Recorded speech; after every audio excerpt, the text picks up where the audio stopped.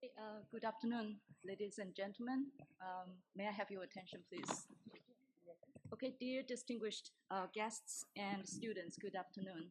I'm Lan Du from the Institute of Global Humanities, Nanjing University. I feel quite honored to chair the opening ceremony of Cultural Transfer of Music, Theater, China, and Austria Symposium, which is organized by our institute and the Joint Research Network Elfriede, Jelinek, University of Vienna, and Music and Arts University of the City of Vienna.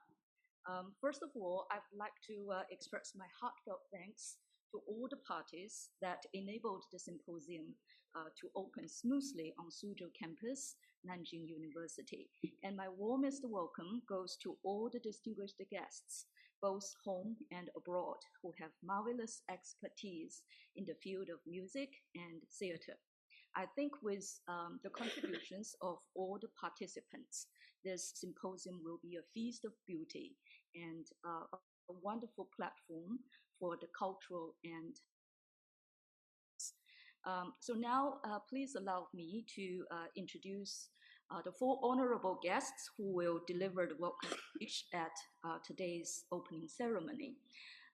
First is the Vice President, Wenbin, Mr. Wenbin, who has a meeting now and will be late for about 20 to half an hour. So sorry about that. And Gudrun Hardiman-Pollross, Minister of Plenipotentiary Cultural Affairs and Director of Austria Cultural Forum, Beijing. So I will say a few more words about you. She is the Council Counselor of the Austrian Embassy in China, also serving as the Director of the Australian Cultural Forum in Beijing. She actively promotes cultural, educational, and technological exchanges and cooperation between China and Austria. Recently, she hosted the exhibition Timing, Location, and Harmony, the 50th anniversary theme exhibition of Professor Richard Trappel's connection with China, held in Beijing, and attended the launch ceremony of China-Austria Intergovernmental Science and Technology Innovation Cooperation Project, reflecting her significant role in enhancing cultural exchanges between the two countries. So welcome. And next is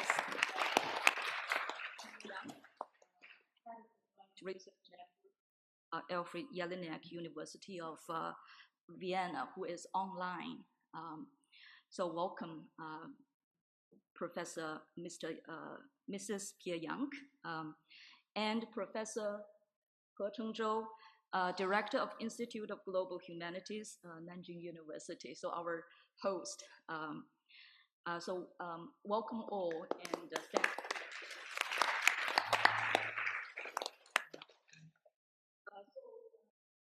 Now, so we have a slight change of the order of the welcome speech. So we invite the Dean of the Institute, Professor He Chengzhou, to deliver the welcome speech. So welcome. Okay, thank you very much. Vice President will be late for about 15 minutes. So he's on his way, he's having an important meeting, okay. So respectable cultural counselor, Mrs. Hardiman-Pollross, excuse for my imperfect pronunciation of your name.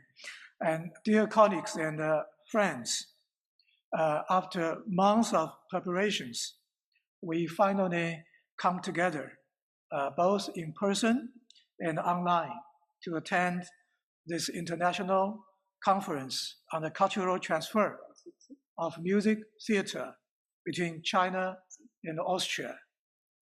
First of all, a warm welcome to all of you.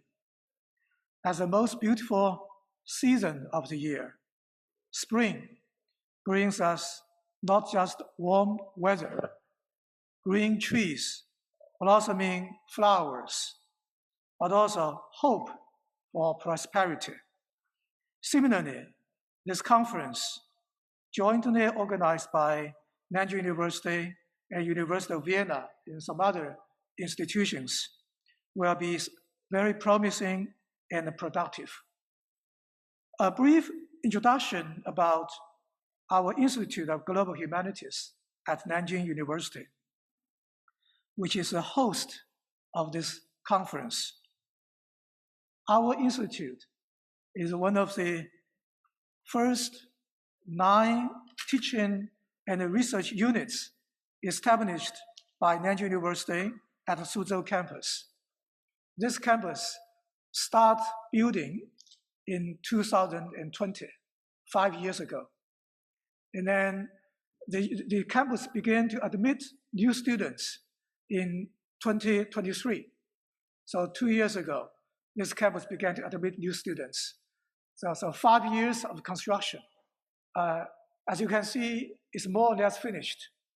The whole, this is the eastern quarter of campus.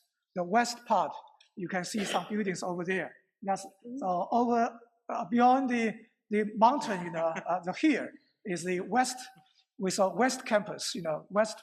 This is the East Campus, Eastern Campus, So this institute is one of the first teaching and research institutions at Nanjing University.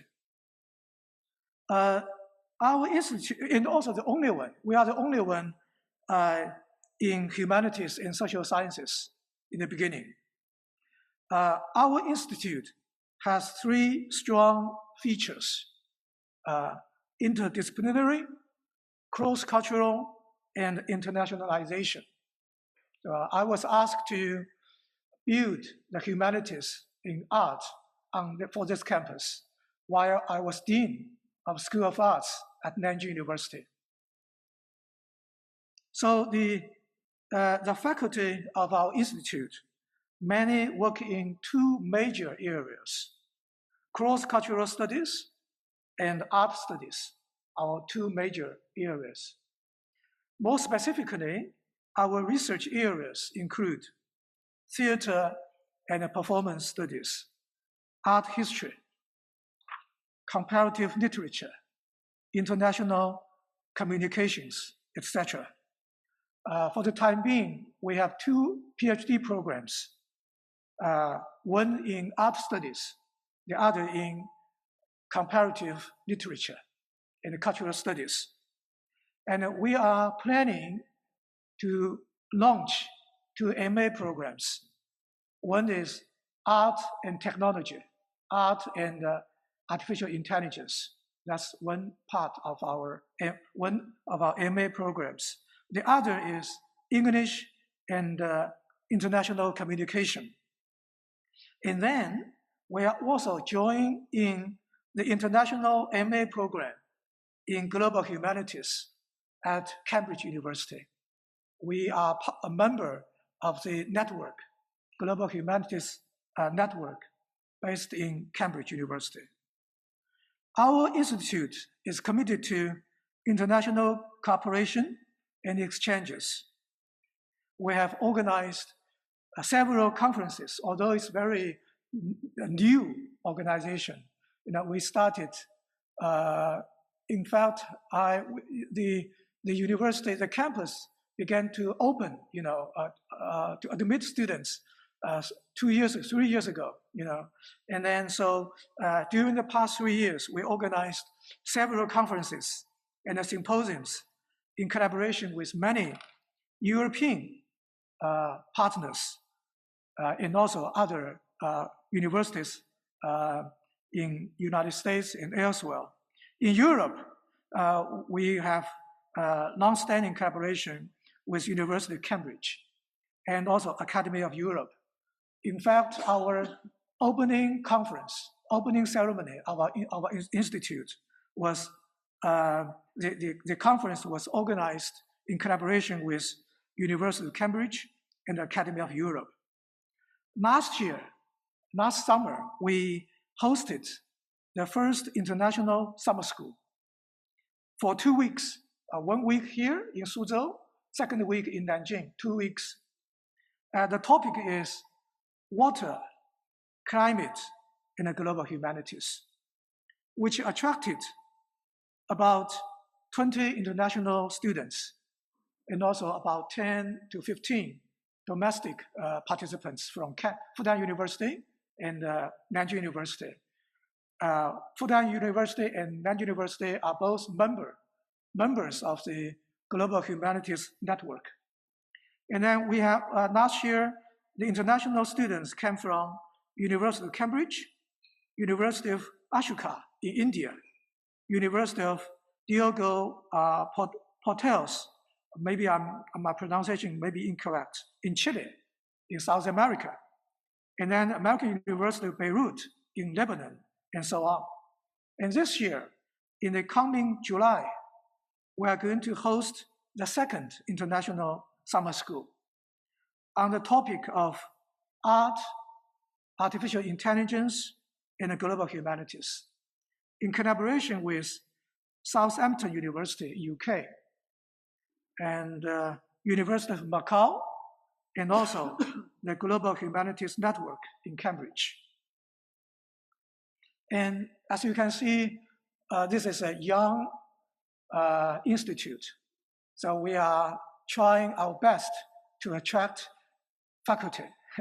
So if our colleagues, our friends from Austria, if you know anybody of your colleagues who want to work in China, work at Nanjing University, please recommend them to us. You know, we offer competitive salaries. And we have also housing. We offer housing. Actually, we have 900 apartments, only about 1,000 meters from our east gate. So we are in the process. In the long run, in about 5 years, this campus will have 16,000 students and 1,800 faculty. For the time being, we have only less than 2,000 students. We have about less than 300 faculty. So we want to attract many, international faculty, especially, And I was asked to be the director of this institute, mainly because the university want to promote internationalization. Okay. So this conference is just the beginning of our collaboration with University of Vienna, colleagues in Austria, and other places in the world. I wish our conference a great success. Thank you.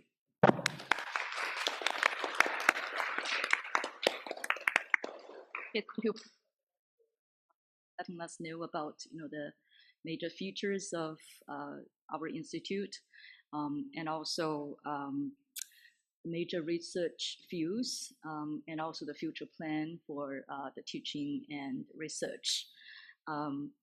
So next, please allow me to invite the director of Austrian Cultural Forum Beijing, Mrs. Hardiman-Pollross, to give a welcome speech. Yes, welcome.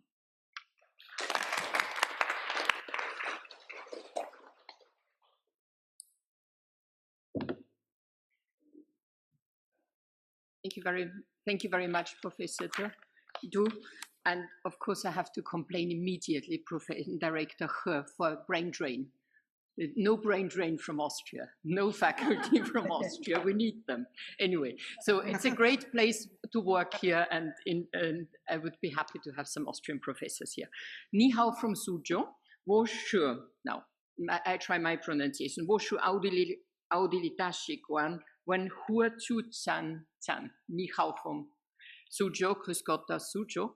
Wir freuen uns besonders auch für die Gäste online. Thank you very much for all the guests who join us online, that we don't only have some people in presence, but that everybody can follow us.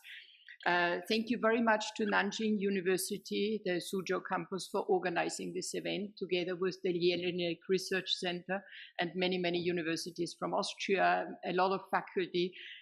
It will be a very fascinating thing. Obviously, the Austrian Cultural Forum decided to support the event because our role is really to support exchange between Austria and China, not only for science, but as well for culture. And when I'm just looking at a few guests who are online, there are many, many friends who are in the same area. I saw briefly Professor Trappo, who has been, I think, a long established friend to try to promote our relations. What do we do as an Austrian Culture Forum here? We really try to help to be a platform, to try to support Austrian artists to come to China, to make connections with their Chinese colleagues, with scientists, with artists. And I do hope that we succeed in some areas. We have an interesting project with Professor Li running the literature program. So we have quite a number. We are trying to promote Austrian literature in China as much as we can, which is a little bit difficult because with our other area, music, it's easy. It's a universal language, but with literature, it's more of an issue because language is a little bit of a barrier. Anyway, I do not want to keep you any longer. I do wish the conference a very big success. I'm sure it will be wonderful. I will continue listening to it online, and I'm very grateful that I was allowed to join here today. Thank you very much.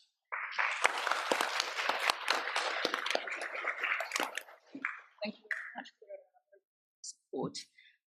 I think it's definitely, the exchange between Austria and China is a two-way. So this is the very first step for us to begin these two-way exchanges. Thank you very much. So now let's invite Professor Pierre Janke, who is online, to give us the welcome speech. Thank you for joining us online, Professor Pierre Janke. Ja, ich hoffe, Sie sehen und Sie hören mich gut. Ja, ich spreche auf Deutsch. Möchte Sie sehr herzlich begrüßen. Ich mache das im Namen des Interuniversitären Forschungsnetzwerk Elfriede Jelinek. Das ist ein gemeinsames Zentrum der Universität Wien und der Musik- und Kunst-Privatuniversität der Stadt Wien. Das sind auch die beiden Universitäten, an denen Elfriede Jelinek studiert hat. Sie sehen sie auch hinten, sie ist auch präsent. Und ich begrüße Sie aus Wien aus. Leider, ich konnte nicht anreisen aus gesundheitlichen Gründen. Es ist hier strahlend sonnig, es ist gerade die Sonne aufgegangen, es ist 8:30 Uhr in der Früh. Und ja, ich werde auch immer wieder jetzt Pausen machen für die Übersetzung, sodass das auch konsekutiv übersetzt werden kann.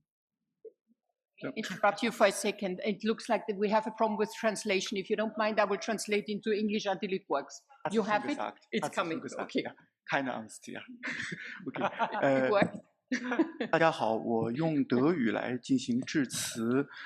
我的名字呢叫皮亚扬克，我是这个耶林内克，然后应该叫国际联合研究中心的主任。那么我们这个研究中心呢，它是由这个维也纳大学和维也纳私立，然后这个叫音乐和艺术大学联合成立的这样的一个研究所。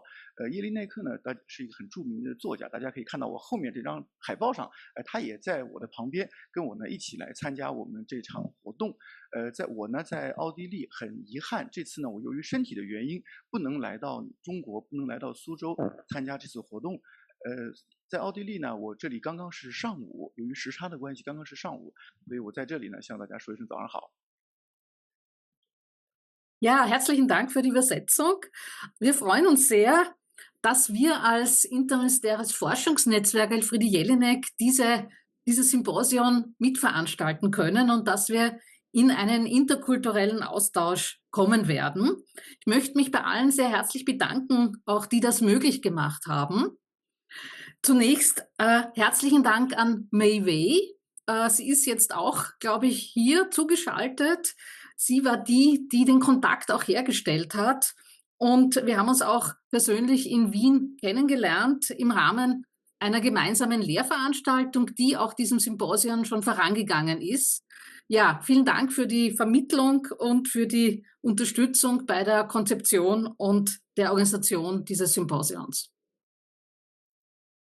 我们这个研究中心呢是一个跨学科的研究中心，然后呢我也非常高兴，我们呢能够协同一起举办这次活动，然后促进这样的一个跨文化的交流。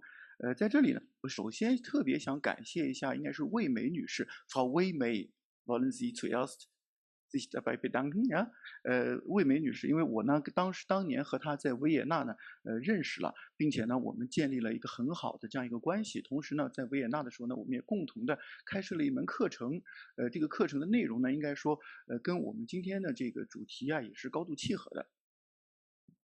Und ich möchte mich auch sehr herzlich bedanken bei Professor He Chengzhou für die so erfreuliche Kooperation bei diesem Symposium und für die Zusammenarbeit mit der Nanjing-Universität, für alles das, was Sie organisiert haben und vorbereitet haben. Und Sie begleiten ja auch das gesamte Symposium. 我也想非常感谢那个何承洲老师，何教授呢，他跟我们进行了非常亲密的合作，而且在整个这样的一个会议举办过程中呢，给了我们很多的支持，而且一直伴随着我们这个会议，为我们可以说亲力的帮助我们把它搞好。Danke auch an das Xishan-Konservatorium. Gibt es ja eine Zusammenarbeit auch im Bereich der Lehre und der Studierenden. Das ist für uns besonders aufregend, Studierende aus Österreich und aus China zusammenzuführen. Und wir werden das heute auch uns gemeinsam auch anschauen, was da herausgekommen ist.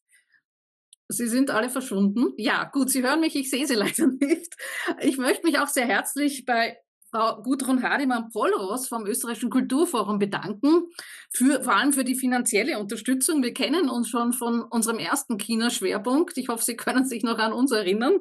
Und auch vielen Dank an Helmut Rakowitsch vom österreichischen Generalkonsulat Shanghai. Ich sehe leider niemanden. Kann vielleicht jemand was sagen? Es ist völlig weg hier alles. Gut, ich spreche weiter. Ich sehe niemanden, aber ich hoffe, Sie hören mich. Ich weiß nicht, ob Sie mich sehen. Ich möchte mich einfach noch ich möchte Ihnen ein bisschen noch erzählen über den Zusammenhang, wie es zu diesem Symposium gekommen ist. Ich versuche das in kleinen Portionen zu machen. Ich höre niemanden, aber ich beginne mal damit. Also, ich möchte nur kurz erzählen über unsere Institution, dass wir sehr stark auch immer international ausgerichtet sind, mit vielen internationalen Partnerinnen und Partnern. Und deswegen freuen wir uns besonders, wenn wir auch Tagungen international gemeinsam mit Universitäten und Kunstinstitutionen organisieren können. 在这里呢，我还想介绍一下我们中心。我们中心呢进行了很多这样的国际化的努力。我们呢也和国际上的或者说各个国家的各种的音乐学院啊或者艺术的机构啊进行了广泛的深度的合作。Wir haben schon wir sind jetzt zum 3. Mal eigentlich in Kontakt mit chinesischen Universitäten. Ich möchte das kurz erzählen. Wir waren schon 2012 einmal in Shanghai für ein Symposium in Zusammenarbeit mit der Fudan-Universität und dann ein zweites Mal 2017 in Peking in Zusammenarbeit mit der Beijing Foreign Studies University. Und es ist besonders schön, dass wir nun zum 3. Mal ein Symposium in Kooperation mit chinesischen Studierenden, Lehrenden und Künstlerinnen machen können. 我们和中国的合作呢，应该说已经有3次。我想在这里呢简单列举一下。首先呢是2012年我们在上海呢和复旦大学有过合作，然后呢是在2017年的北京。但是这里呢稍微那个语音上我没有太听清楚是北大还是北外，北外是吧？然后呢2025年呢这次也就是这次我们又有机会呢和中国的老师和学生们在一起合作。Unser Thema diesmal bei diesem Symposium ist das Spannungsfeld von Text, Musik und Theater. Impulsgeberin dafür ist auch wieder diesmal Elfriede Jelinek. Sie hat starke Bezüge zur Musik und zum Theater und bezeichnet sich eigentlich in ihrem Schreiben auch als Komponistin. Sie hat auch mit Musik begonnen, es gibt auch Kompositionen von ihr. Uns interessieren besonders zeitgenössische und zukünftige Formen des Musiktheaters. Wir haben uns das zunächst in unserem Projekt in Österreich angeschaut und wir wollen das nun international weiten im Hinblick auf China. 这次呢，我们的主题呢是从文本、音乐再到剧场。那么叶林内克呢，在这里头呢也起到了一个非常重要的作用。他的这个创作呢，一直以来都有非常多的音乐元素在里面，甚至他本人某种程度上可以被理解为一位女作曲家。那么我们的努力呢，还是想去关照当代以及未来我们的戏剧乃至剧场的这样的一种形态，以及我们如何在奥地利以及在全球范围内将把它扩大和应用。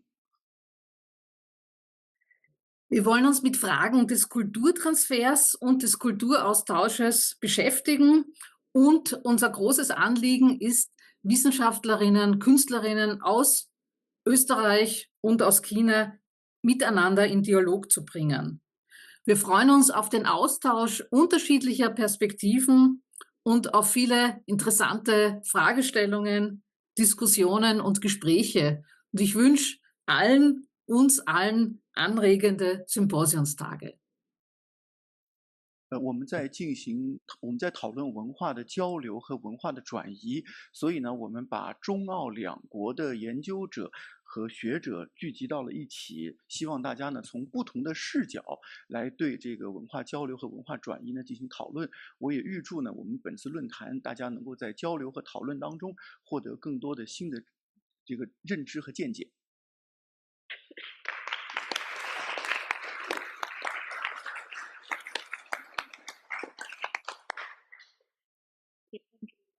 Janke.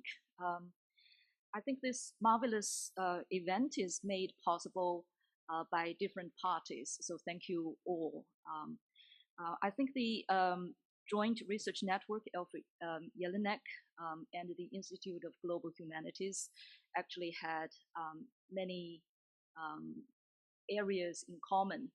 Like, we both strive to do some interdisciplinary and cross collaboration, so and do such kind of research work. So we do hope in the future that we may have further cooperation. Yeah, thank you. And of course, the Vice President is still on his way, so let's invite Professor He again. Then we just start the first session speech first, the lecture first, and then we will take the photo when the president is here. Okay, so we start the first session. Yeah. Okay.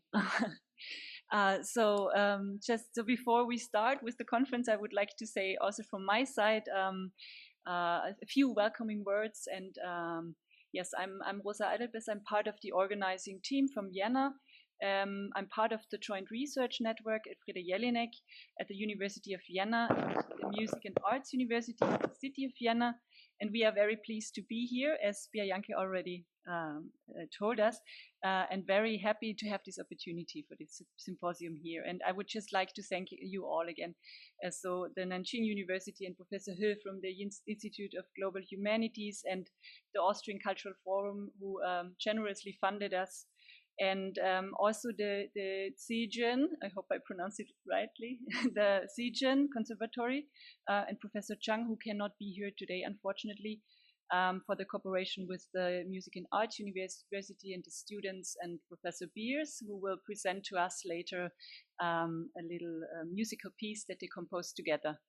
And so just before we begin, maybe some few words about the idea of this conference, because this is part of our research focus music theater, which has already begun in 2023, and which is dedicated in this phase to historical and contemporary forms of non-European music theater.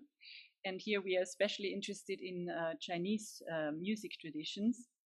And I would just, Janke already said some things about our research focus, but I would just like to add that we already organized a teaching collaboration between Vienna and China in this past winter semester, and this included 3 courses at the University of Vienna and the Music and Arts University of the City of Vienna. and as I said, in cooperation with Zhejiang Conservatory. And we are especially happy that the students from both these universities will be here today and will present their musical composition to us. And just so you already noticed that we are recording, so everyone knows that we will record this event on Zoom, yes, I hope that everyone is okay with that. And I would like to also thank our translator, Mr. Juan, for translating the German to Chinese and the other way around. So that's from my side, and now I think we start with the keynote speeches. Yes. Thank you. Hello, everyone. Good afternoon, and welcome to Nanjing University Suzhou-Campus. Herzliches Willkommen. And I'm Li Chen from Nanjing University. It's my great pleasure to host the first keynote speech. The first speaker is Professor Shen Lin. Professor Shen Lin is professor at China Academy of Art and the Central Academy of Drama, holding a master's and doctoral degree from the Shakespeare Institute in University of Birmingham. His research spans intercultural theater, Shakespeare studies, and contemporary drama. He has published multiple academic monographs and critical articles, as well as translated opera, librettos, and theatrical works. Professor Shen Lin served as the editor-in-chief of theater for 11 years and leads the translation series New Perspectives in Theater 11 Values. He has engaged in academic research, teaching, and paper presentations across North America, Europe, and Asia. His theater creations include Heritage Faust, The Good Person of Beijing, General, and the Chronicles of the Strange. He has also curated and organized major Chinese theater festivals and served as a jury member at international theater festivals in Europe and Asia. So welcome, Professor Shen Lin.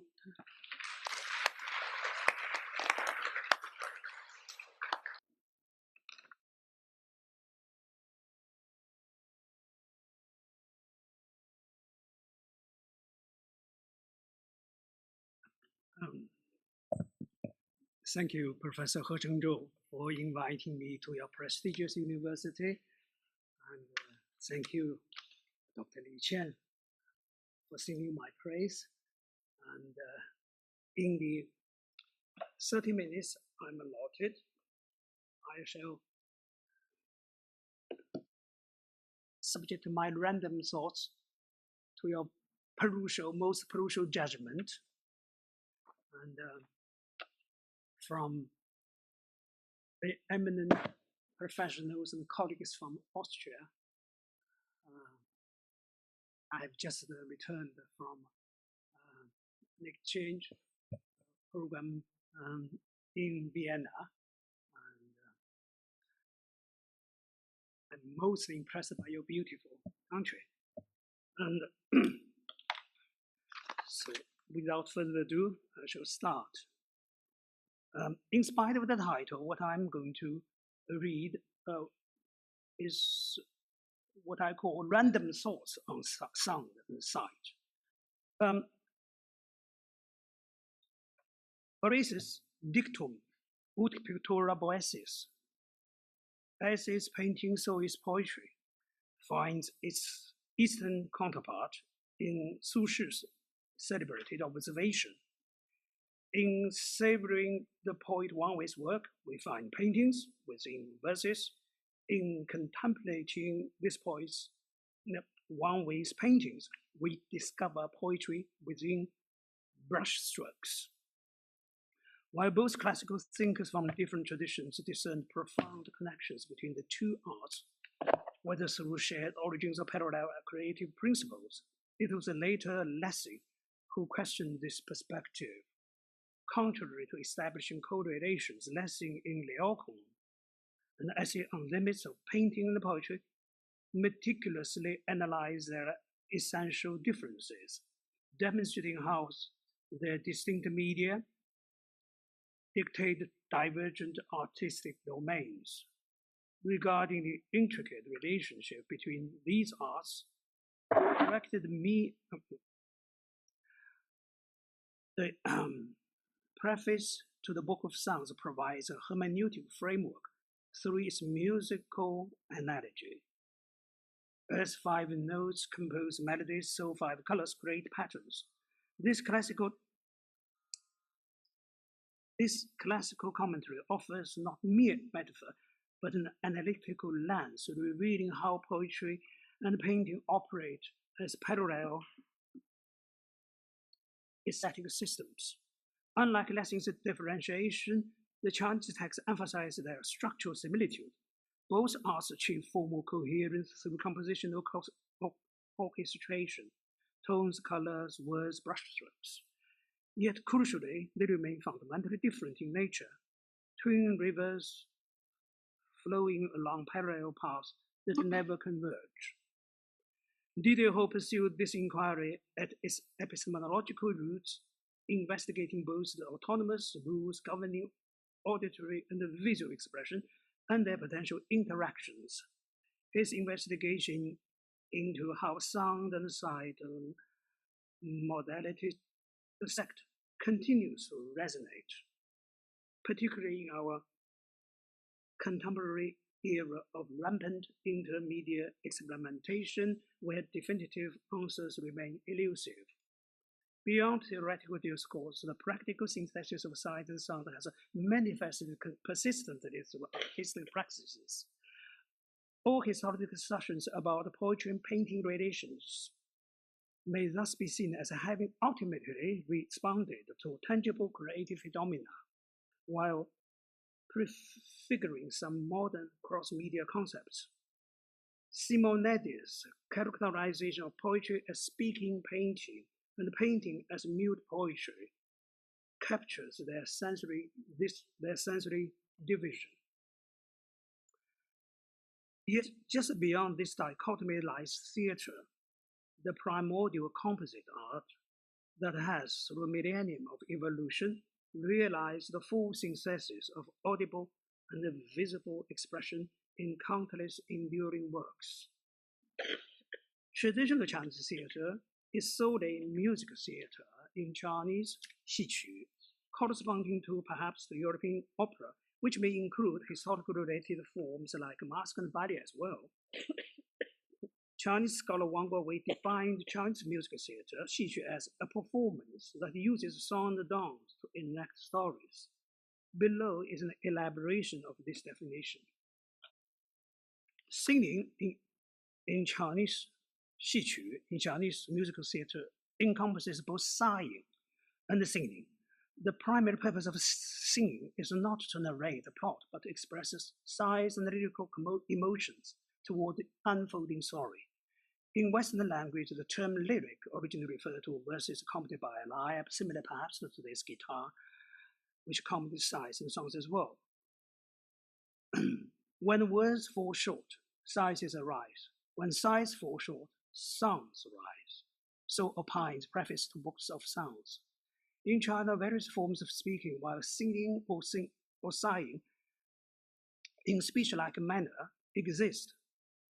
So various forms of speaking while singing or singing in a speech-like manner exist under the category called 曲艺, independently of opera. The tradition of singing and aerial, sighing and aerial singing in theater may share common ground between China and Western cultures. 2. Dance refers to physical movement. The term dance is used rather than acting, just as song is prioritized over speech. Singing compensates for the inadequacy of speech, and dancing compensates for the inadequacy of song, forming a stylized form of acting, distinct from everyday behavior. The dance in Chinese music theater manifested as gesticulating with hands and stamping with feet. After song proves insufficient, should not be narrowly defined as choreography, but rather as a bodily movement. 3. Performing stories. Here, performing simultaneously signifies acting and interpreting. Drawing from Aristotle, now familiar to Chinese literary scholars today, story can be summarized as the central action praxis from the verb pratin, meaning to act, in narrative or dramatic poetry. While both narrative and dramatic poetry depict man in action, actors image human action through duan, and the duan etymologically gives rise to the term drama, which corresponds to the Chinese concept of xi, theater. Besides, Aristotle's action is also termed the pragma, denoting specific praxis, concrete actions. On the meaning of praxis, Aristotle clarifies. Emotions may be stirred without words, but when matters of gravity or urgency arise, speech is required. Otherwise, mime, body action, alone suffices. Here, action is defined most specifically as a synonym of kinesis. The combination of singing, including recitations and arias, and kinetics, gesticulation, mime, dance, acrobatics, to enact stories determine how Chinese musical theater performance differs from the Aristotelian notions of acting in the drama as understood today. The performance through which Xi interprets stories relies on bodily movements rooted in yet elevated above everyday behavior, namely stylized conventions, and the formalization of natural sounds into melodies.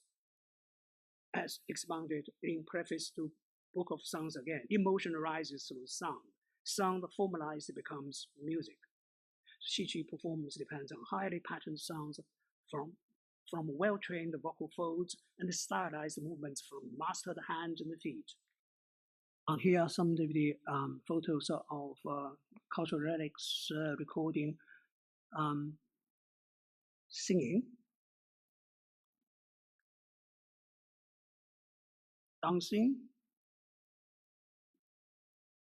Han dynasties, and music.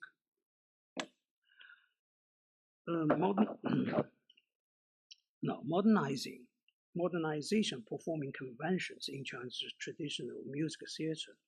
Modernization of acting conventions to conventionalized performance equally advanced in Europe, opera and ballet. Xi's uniqueness lies in the integration of vocal and physical skills as involved in one and the same performer.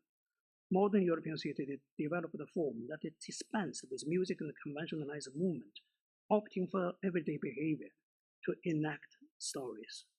This form, contrasting with Chinese traditional musical theater, caused nothing short of a revolution when introduced into China under the neologism, speech play. Rooted in agrarian society, Chinese music theater uses conventionalized acting to depict stories reflecting feudal social lives, feudal pratin. The ethical anachronism of traditional Xi musical theater became a major impetus for reform, as its convention could not address contemporary life. For example, kinetic conventions for female impersonation, such as walking on stilted footwear to simulate bound feet, have been criticized as reifying patriarchal ideals. Facing industrialized urban life, traditional Chinese musical theater conventions proved inadequate.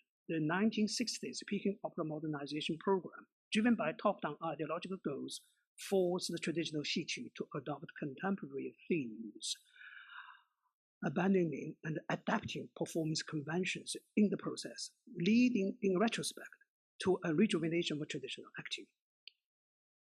European conventionalized theater opera ballet also offers numerous examples of successful updating. Familiar examples to Chinese colleagues may be the Soviet ballet Spartacus and the Red Poppy, which may have inspired China's The Red Detachment of Women to modernizing of singing. Pursuits of modernizing China's rich singing traditions have followed various paths. Firstly, inspired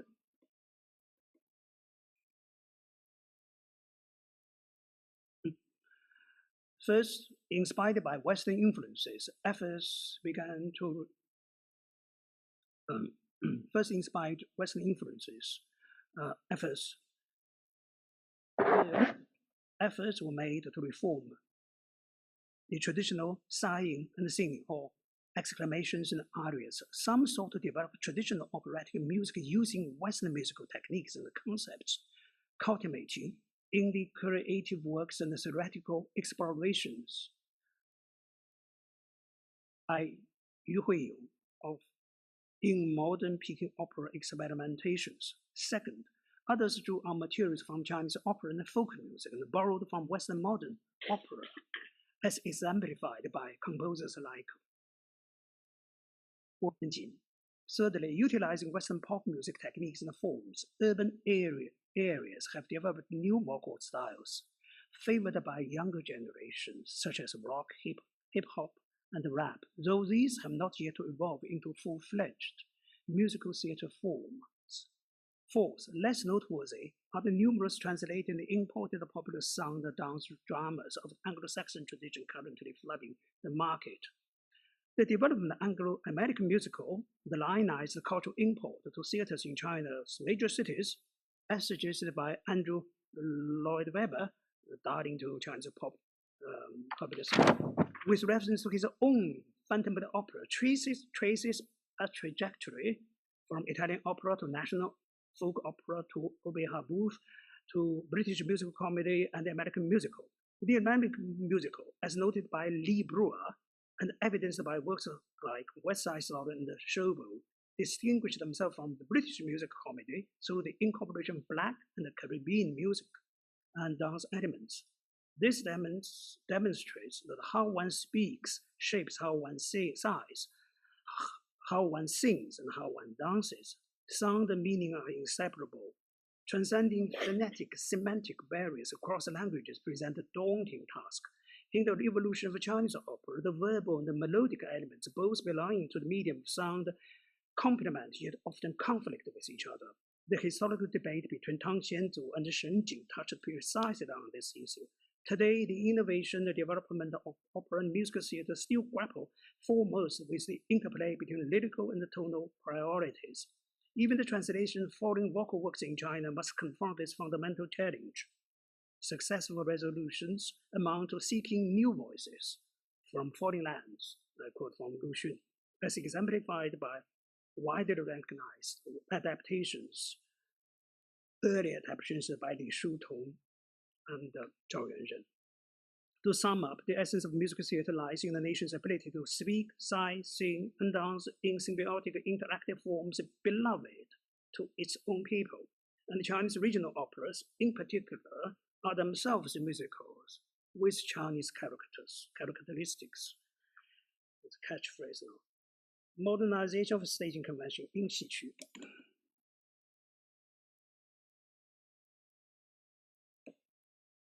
As is painting, so is theater. Ut pictura de atrum, the interplay of sound and sight, has long underpinned European opera. Early rivalry between European poets and painters for stage dominance, for example, Ben Jonson versus Inigo Jones, contrasts with Chinese Xiqu stage, where fine arts never entered.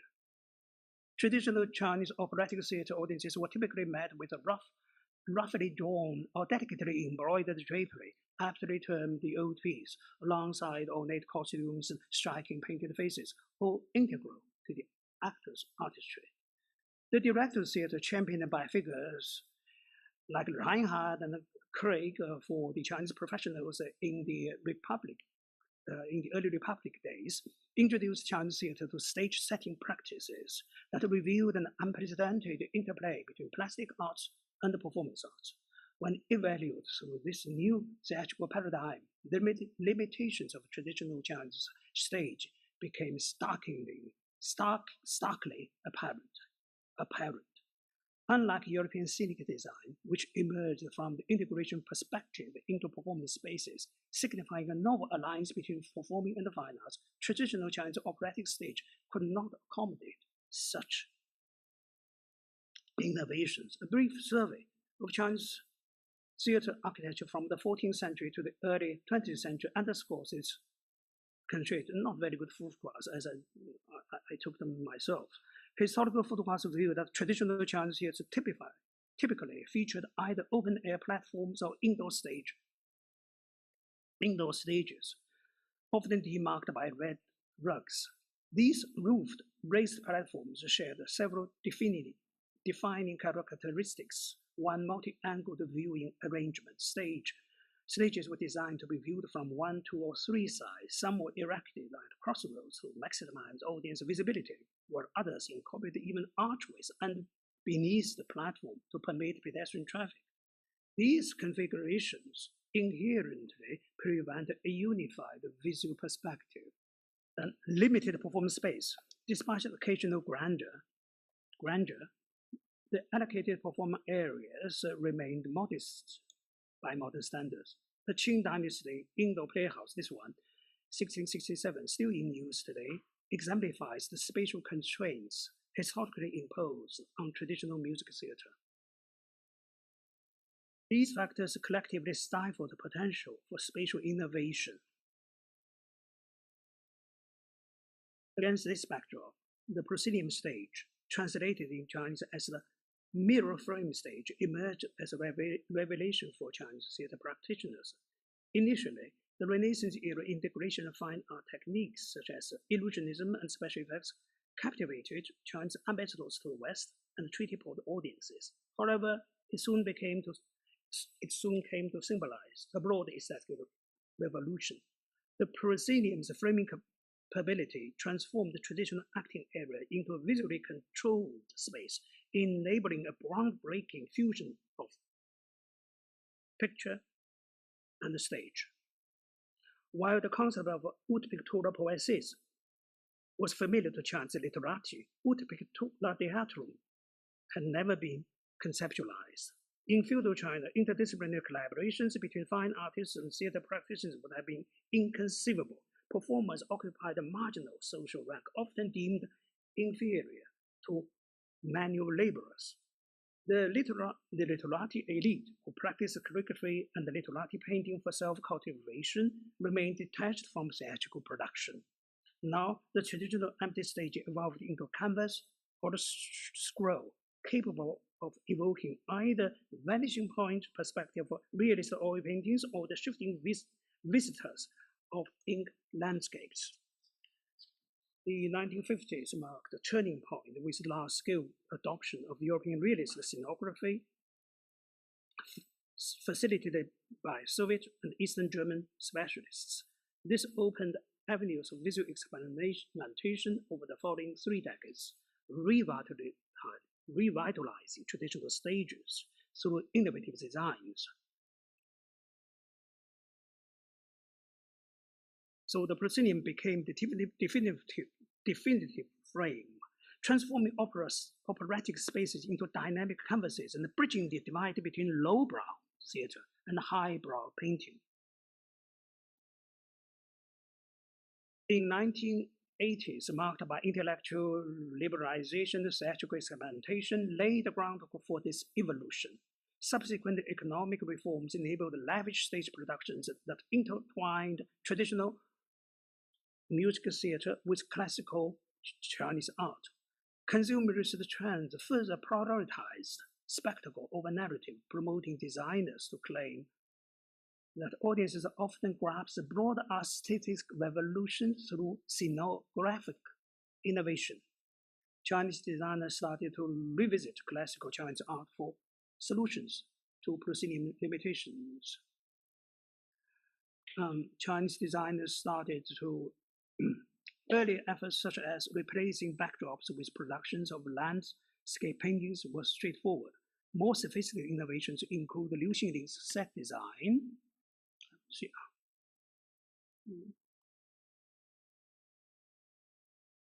Liu Xinling's set design for Lu Yuwen and Tang Wan, which drew from Jiangnan land gardens' use of windows and wall paintings to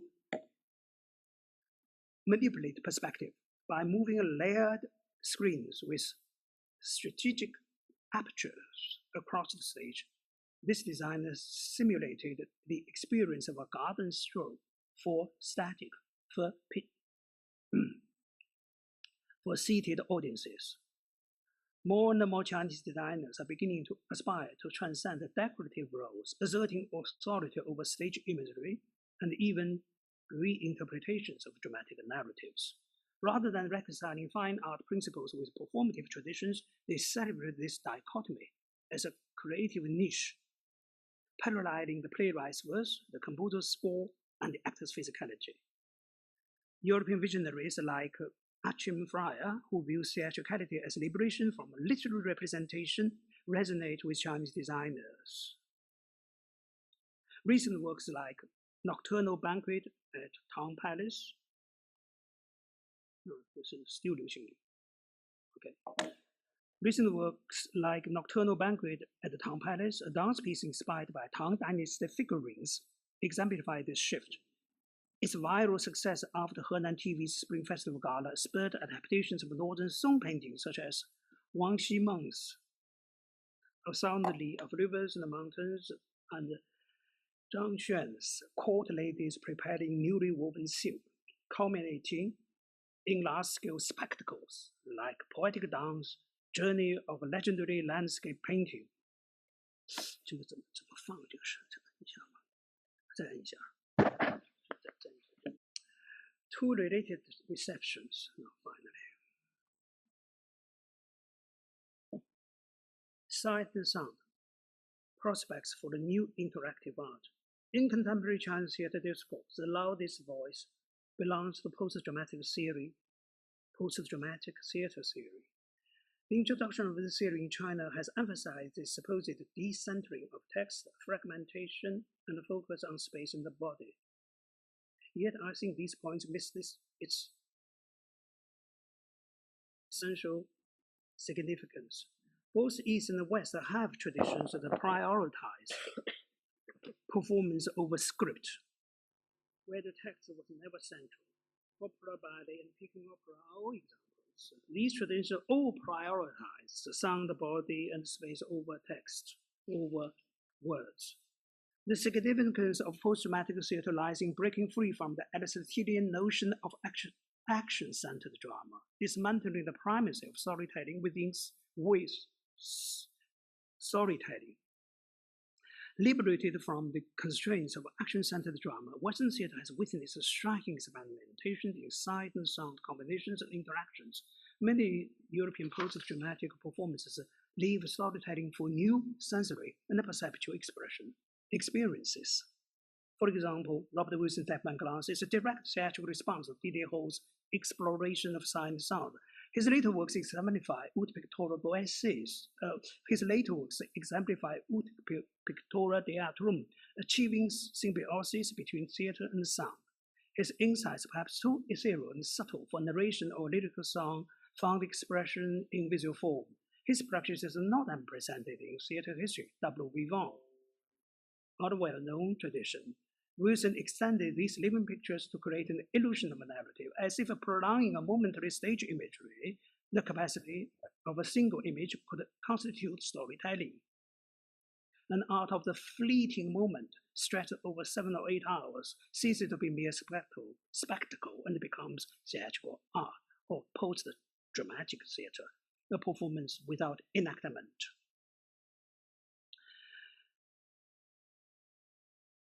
His early experiments tended to sacrifice poetic context for pictorial atmosphere, but he later sought to reconcile the strengths of both poetry and painting. 2. Another example, Romeo Castellucci's sensory works, which after abandoning action-centered drama, replace the playtext with cultural texts and the poetic allusions with visual citations, effectively creating walking iconography. Superficially, this appears to liberate theater from text, but in reality, it relies on classical text already imprinted in the audience's mind and blood. As viewers observe the imagery, they unconsciously summon familiar texts, silently subtitling the performances before their eyes. As beyond these experiments, there are also actions aimed at dismantling the traditional forms of interaction between music, fine arts, poetry, and theater. The significance of such actions lies more in their political stance, social movement declarations, and artistic manifestos than in the final works themselves.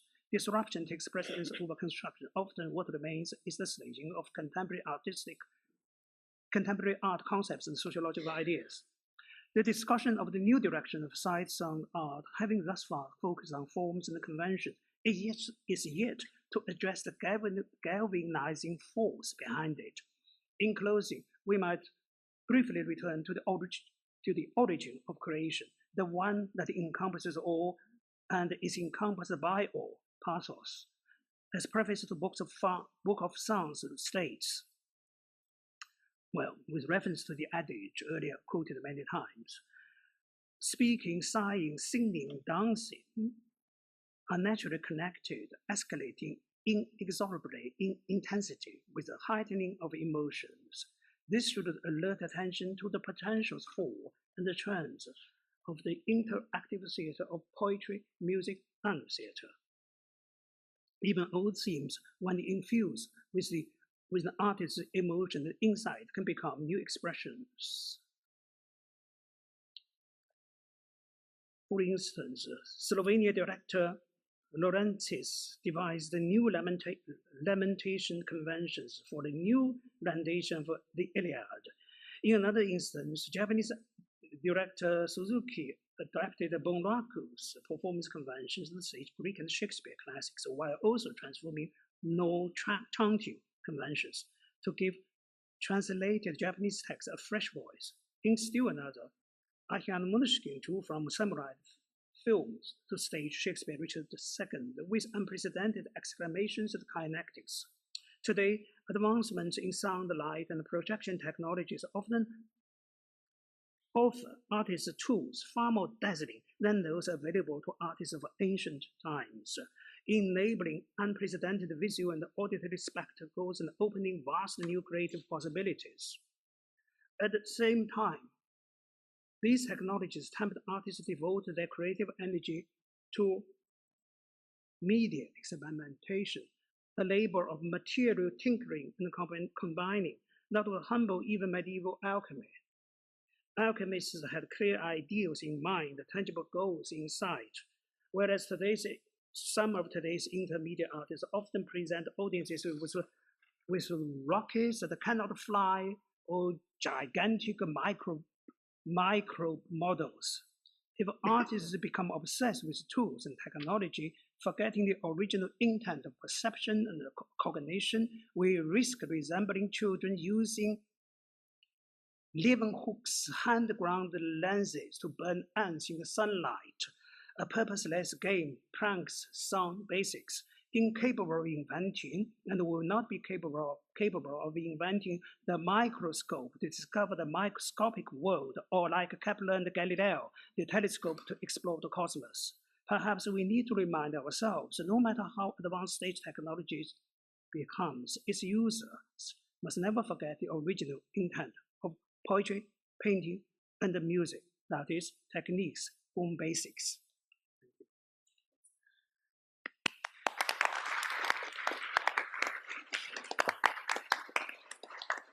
Okay, thanks, Professor Shen's comprehensive and inspiring speech. Now we take photos. Directly come to the photo session because the Vice President is here now. Okay, so we'll continue to our next keynote speech.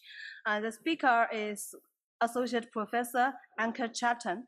I will give you a short introduction about Professor Anke Chatton. And she is a member of the Interuniversity Research Network on Elfriede Jelinek and an associate professor at the Institute for Theater, Film, and Media Studies at the University of Vienna. She studied theater studies and German literature and earned her PhD in opera history. She has worked academically at the Detmold University of Music and the Hamburg University of Music and Theater. His research focuses on theater and music studies, and with an emphasis on gender studies, early modern studies, and vocal history. So let's welcome Associate Professor Anke Chatton. Many thanks for the kind introduction and thank you for the invitation. Before we get to the actually interesting part of our musicians performing, I've been asked to do a bit more of the Western theory part, so this is going to be the next half hour. The history of Western music theater has been written many times, with more or less the same heroes, heroines, fewer, and with the same hallmark events.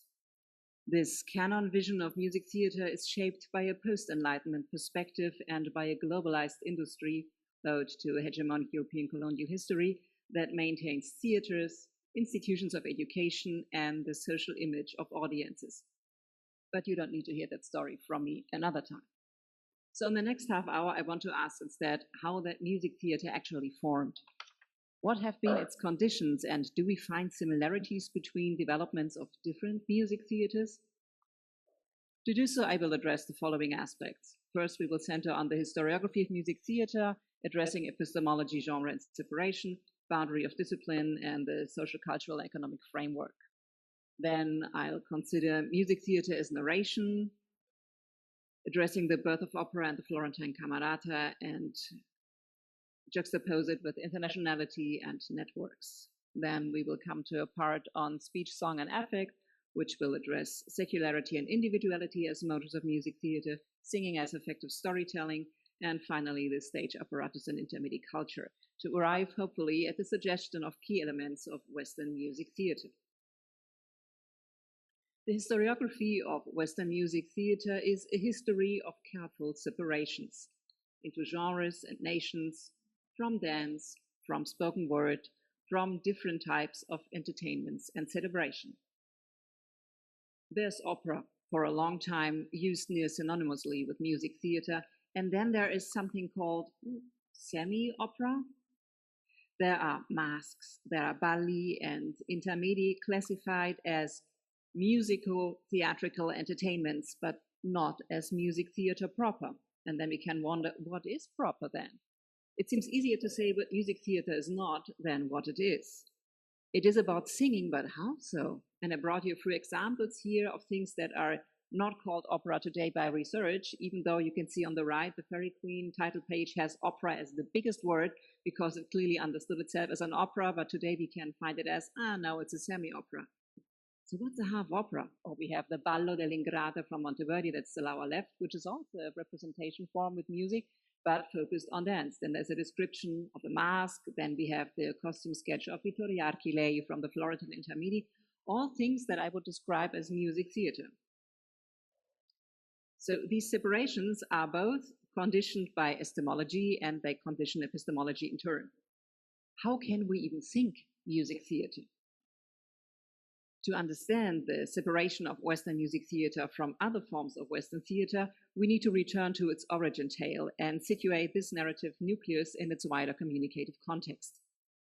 Music theater, and within that, the specific form of opera did not grow out of Italy to internationalize. Rather, it has always been international in an international exchange of artists, of narratives, of techniques, and also of theory. And any single contributor in terms of genre and its consolidation has always done so within a specific socioeconomic framework. If we open the standard Western introductory volumes into theater and theater studies that we also use at the University of Vienna, the question of genre and within the question of unique music theater is a defining one. Take, for example, the Introduction to Theater Studies by Christopher Barmer. He wrote an introduction to theater studies that starts, and here you can see how he structures his book. And the first chapter starts with subdisciplines and areas of research. And the structure is very clearly genre. I made it a little better to read.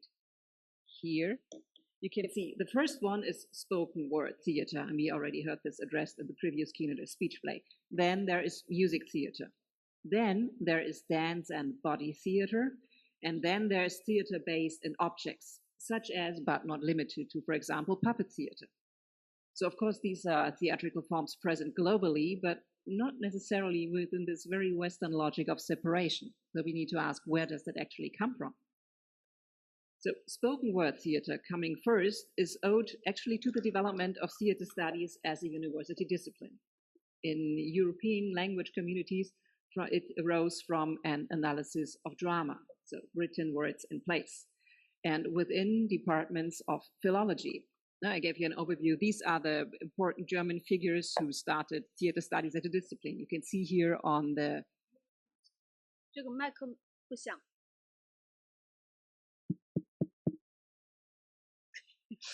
I didn't do anything, I promise.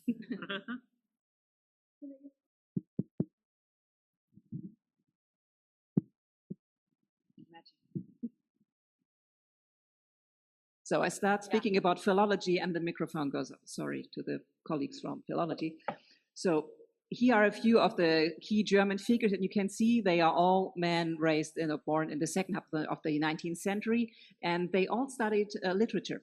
And then later on, they became the first heads of departments of theater studies. So we can see there's a very, very strong heritage of literature and of an interest in drama, which is partly responsible for this separation. The disciplinary origin from within philology still bears on understandings of theater, and it bears on music theater too, which is usually the second genre if there's any kind of listing, as we have just seen in Barmen. It's something different because it does not center the spoken word. So consequently, as a field of research, it is often left to musicology, a discipline which in turn grew from a focus on musical scores, where words come second and performance, well, performance also isn't the first thing on that list. So it is this disciplinary logic that still fixates a Western epological framework of interacting with music theater in all its forms. In a division mandated by an educational infrastructure set up in the 19th century AC, because where and what do you study if you want to be a performer, spoken word theater still comes first. This is at odds with the status of music theater when it comes to cultural patrimony and cultural capital, evident in the logics of financing. Music theater gets the highest subsidies. It is the most expensive form due to the different industries involved in its production. Running an opera house is simply very expensive. And this, in a bit, will lead us back to Italy in the late 16th century. Because what better way for a small northern Italian duchy to prove its wealth and constitute its importance than to finance performance? But let us return once more to this initial separation. Why would we separate spoken word theater from music theater? Can speaking be so neatly divided from singing? And in the previous speech, we also heard that perhaps it's not that easy. So in the Jelinek Research Network, we dedicated ample research time in the past few years to the question of when and how speech turns into song or vice versa, and whether we can even separate it. On the surface, the question of theater genres is one of the storytelling core. Does a genre crucially narrate by verse, by song, by movement, by a puppet's movement? But even in this cursory split, echoing Barmer's lists of formats I showed you earlier, genres blend into one another. Many of them use verse, all of them use music. What sets music theater apart then? The Western writing of music theater history likes to pool around singularities, masterworks, genius artists, unique events that spawn subgenres. Yet it is in the continuous fabric into which these singularities are embedded that allow us to speak of music theater and to debunk singularities. The popular story of the birth of opera has a time and a place. Florence in the late 1500s, and very precisely and also very conveniently exactly the year 1600. It has a group of intellectuals under a single leader, the Camerata, under Count Bardi, and it has a work, Eurydice, built around the most famous singer of ancient Greek myth, Orpheus. And it has a composer, Jacopo Peri. But wait, it also has another composer, Giulio Caccini, and we see that there are various people who claim that they have invented it on their own. But of course, who invents something on their own? Nothing can be birthed of nothing. Why should there suddenly be music theater in the year 1600 and not before? Like somebody flipped the switch.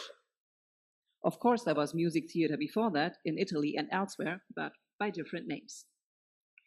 The birth on a fixed date was a necessity to later music theater historiography, to be able to say this was the first, and from there on it developed towards that historiographer's moment. But development is tainted with teleology. Many things happened across the long 16th century in terms of music theater in what is today Western Europe, and historiographers have chosen to connect and remember some of these things, but not others. Yes, in the 1570s, a group of intellectuals interested in theater and music formed around the Count Giovanni de' Bardi, and around 1600 that leadership switched on to Jacopo Corsi with a different interest. What did they do? They discussed music theory, the people who actually enjoyed discussing music theory, which sometimes my students don't understand. So, and they also set these discussions to a practical test, or rather to a whole slew of practical tests. Before the already mentioned Eurydice by Peri in 1600 and Caccini's take on the same libretto, there was Peri's Daphne, also on a text by Ottavio Rinuccini, though lost, in 1598. And even before that, there was Emilio de Cavalieri's La Disperazione di Fileno on a text by Laura Giudiccioni in 1591, also lost. And yes, all these happened in Florence, but they were not limited to Florence. Putting text to music on a stage with a specific goal to cause an effective response was on many people's minds in different places across the latter half of the 16th century, across the north of what we today know as Italy. But it is this goal to cause an effective response that ties experiments of music theater to the debates of their day. The most remarkable, though not unique, thing about the Camerata was the variety of its elite members, well-read amateurs, professional writers, and stage practitioners, both as instrumentalists and as singers, which is another separation imposed by later history. Early modern musicians usually wrote and played and sang. Today, it's difficult to study all three things at once, at least at an institution. The Florentine Camerata's shared interest in music theater was anchored by a common frame of reference: the tragedy of Greek theater as music theater. As a sonic declamation, they understood as song, motivated by the concern and Giuseppe Zarlino and Giovanni de' Bardi himself.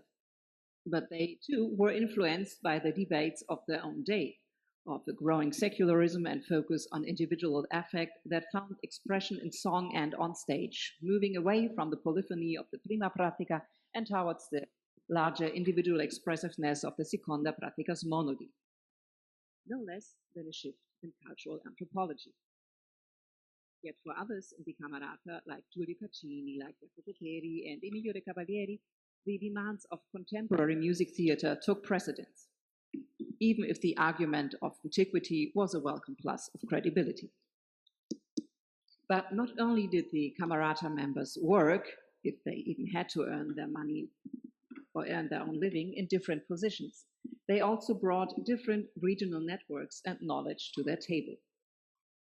And at this point, we need to ask, why Florence?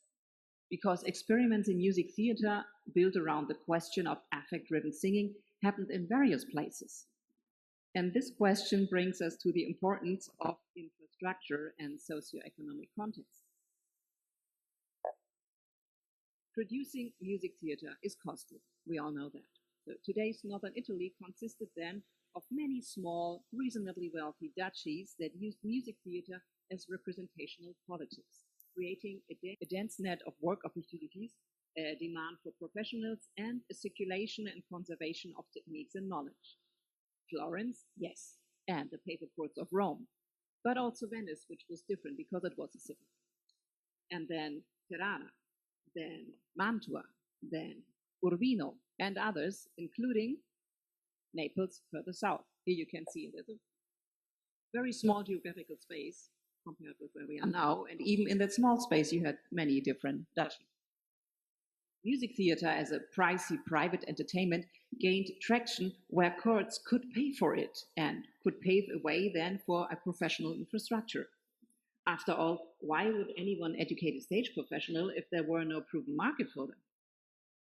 And here, large European nation states with a single central capital such as London, Paris, Madrid did not offer the same density, even though they participated in the circulation of knowledge and personal, often tied to court entourages and to marriage politics. And even more internationality was afoot. The supposed background, Greek antiquity, tapped into philosophies of Asia Minor on concepts of affect and the social. And the actual core we need to imagine is the Mediterranean, not as a separation, but as a unifying structure. The transmission and dissemination of text the Camerata drew on likewise point to a wider international red, to the preservation and circulation of manuscripts between Hellenic and late Roman, wider Mediterranean and Arab hubs. Without that international network and its early transferals, such as Portuguese Terence reception, for example, the Camerata would have had no base for the discussions on recovering Greek tragedy as music theatre. It was never just Florence. Two of the Camerata's most prominent members, who are today most prominently remembered as composers by music history, even though they were both known more as singers and as pedagogues in their day, were Caccini and De Cavalieri, both already mentioned. Both had been educated in Rome. De Cavalieri, also hired as a diplomat, kept going back there and then brought Roman developments in music theatre to Florence, composing on a greater scale, use of choirs, as seen, for example, in his Rappresentazione di Anima e di Corpo. Caccini, nicknamed Il Romano for his birthplace Rome, in turn had been educated by another singer and musician, Scipione del Palla. Del Palla, in turn, brought ties both to his native Siena and its academy, and to Spanish Naples, where he was involved in monodic music theatre experiments already in the 1550s, with the intermedia of Maria d'Aragona, for example, that featured one singer, Eufemia Rozzola, performing her lines between singing and speaking, con un modo mezzo tra cantare e recitare. Again, we need to ask, where does singing start? Where does music theatre begin? Arguing by work and by score has often led to prioritizing the argument of through composed, with every word set to music as a constituting factor of music theatre. But that, again, is argued from a posterior solidification of genre from opera. Earlier music theatre effortlessly combined recitation and song, dance, and entertainment. It was concerned with the more secular expressiveness of sung affect. And this concern combined two directions debated by the members of the Camerata as well as by others. Should the text be understood logically in clear pronunciation, or should its effective content be performed above all to work more directly on the listen? Music theatre in the late 16th century formed by doing both. A single voice and declamation enhanced an understanding of words. The ornamentations, then called passaggi, created, illustrated, and evoked affect directly. They were not so present in early De Cavalieri. They were very present, if with excuses, in Caccini, who kept saying that I wouldn't write them, and now they are poor taste, but people demand them of me, what can I do? So very good excuse. They used different terms to describe this balance. I'll put you a few examples here. Halfway between singing and speaking, recitar cantando, to recite singing, or in armonia fabulare, to narrate in harmony. And the narration or recitation also entailed an independence from meter, to give individual weight to words over verse rhythm. This concern with getting across word but intensifying them may indeed lie at the core of a Western history of music theatre. It is not separate from the concerns of other forms of theatre or other forms of art that moved within the same social-cultural context. Kurtz rich enough to have people think about affect and the self, something richly reflected in the collective fantasy setting of Arcadia, which also spanned European courts at the time and was the background of academy culture. Academies like the Camerata, where aristocracy and their intellectual environment imagined together, from their very, very class-specific background, which was privileged, a world not structured by class, and from their mostly urban backgrounds, a rural world not structured by poverty and inequality. And you see here a few of the famous print covers of standard works of Arcadia. That would be Tasso's Aminta, the earliest, first print 1580. It would be Guarini's Pastorfido, first print 1590, although earlier performances, and also an opera take, which would be Monteverdi's L'Orfeo from 1670. Arcadia, again, building on Greek and Roman antiquity, the bucolic, offered elements beyond text to music theatre. The pastoral setting, exempt from the categories of tragedy and comedy or affirmation and parody, allowed for a new approach to what we would today call characters of a play. The pastoral setting also became the standard excuse as to why singing was a logical mode of communication, because shepherds sing all the time, apparently. So, if the work of affect through song is at the core of music theater, the next step, the next, if you will, constituting element, would be to use this affect creation and affect transferal as the central means of storytelling. But even that, if we think about, for example, the Roman oratorio culture of the early 17th century, is not yet what we might discern as music theater, because there is a third constitutive element, and that is stage performance and the money to produce it. Here, the traditions of the intermedi, of spectacularly closely produced interludes inserted between acts of a recited drama, offer well-established format, and it offered it also to people around 1600, because it was a form that built across the 16th century in court culture, with parallels all across Europe and beyond. Intermedi were tied into wider questions of court entertainment. You had arrivals in cities, for example, when a new duke or a new bride arrived. You had baptisms, you had weddings, and yes, also funerals, and they were often staged within temporary architectures, you know, like constructed arcs just for one day, and they pulled all the stops in terms of bedazzlement, from moving cloud machines to perfumed air to fireworks. The most famous, also because of their meticulous press coverage, intermedi and the most spectacularly produced were probably, and it's again Florence, the 59 wedding intermedi of the Medici court. And you see here again the illustration from the very first of these intermedi, which is the famous singer, theorician Vittoria Archilei as the harmony of the world, the Armonia Doria. Many members of the Camerata actually participated in those intermedi, including those tied into the story of the birth of opera. Emilio de Cavalieri, again, Giulio Caccini and members of his family. Jacopo Pedi, the singer and first composer of Rinuccini's Euridice.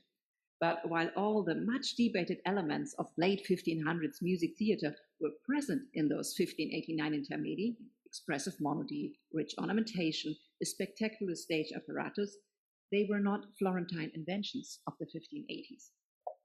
I return once more to the already mentioned intermedi of Maria d'Aragona in Naples in 1558, so well researched by Nina Treadwell, 30 years before those of 1589, where Eufemia Iozzola, already mentioned, performed halfway between speaking and singing. And perhaps the point is precisely that music theater does not need to know a separation here.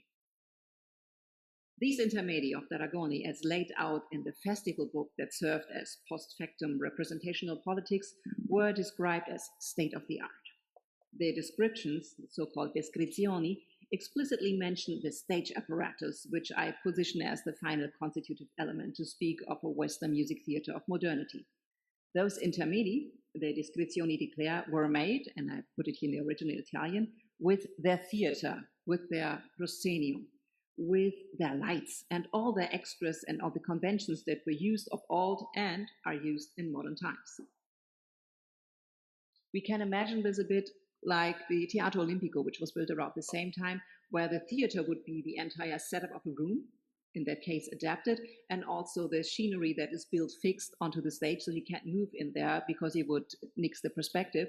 And the proscenium would be the actual area where you can work in front and where some of the more important members of the audience would also be seated.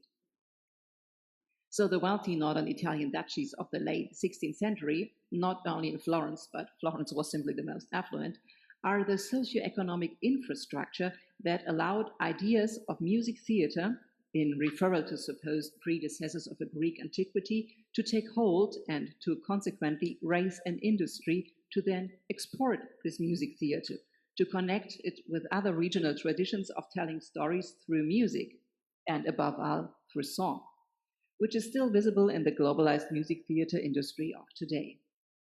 And it is, I presuppose, these three elements, the connection of voice and affect in song, the storytelling by means of this connection, and the costly stage apparatus given to it, that define debates on Western music theater throughout its history and to this day, from the commercial Venetian opera to the tragédie lyrique, from Zeno's libretto reform around 1700 to Gluck, from the success of a mezzogenere in the mid-18th century to music drama in the 19th and national styles, to verismo, and finally to postmodern and post-dramatic formats. It is a triad of elements that will hopefully, in these upcoming days, offer us points for discussion and for connection. Thank you very much. Thanks. Okay, thanks, Professor Anke Charlton's speech.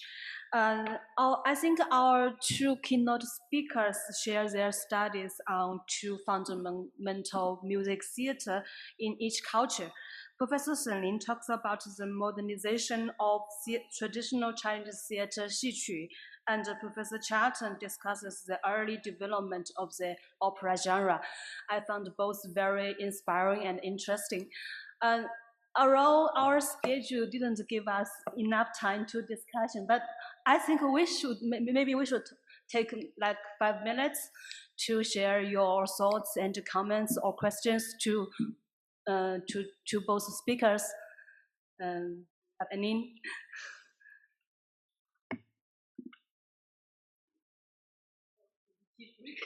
or if we don't any, maybe we could talk in the tea break. 15 minutes. So 15 minutes tea break. Thanks very much. Thank you. Okay. So,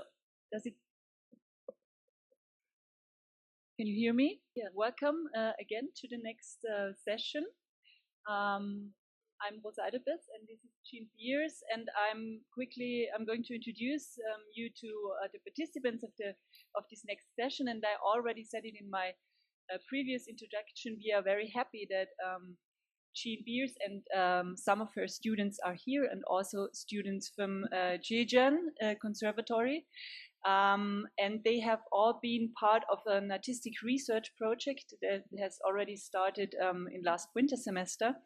And as I said, it was a cooperation between the Music and Arts University of the city of Vienna and the Zhejiang Conservatory. Professor Zhang cannot be here today, unfortunately, but we have two students from Zhejiang who will join us later. And before we start, just so you know, I'm going to introduce all the participants, and then Jean Beers will tell us a few things about the project, and then the musicians are going to perform.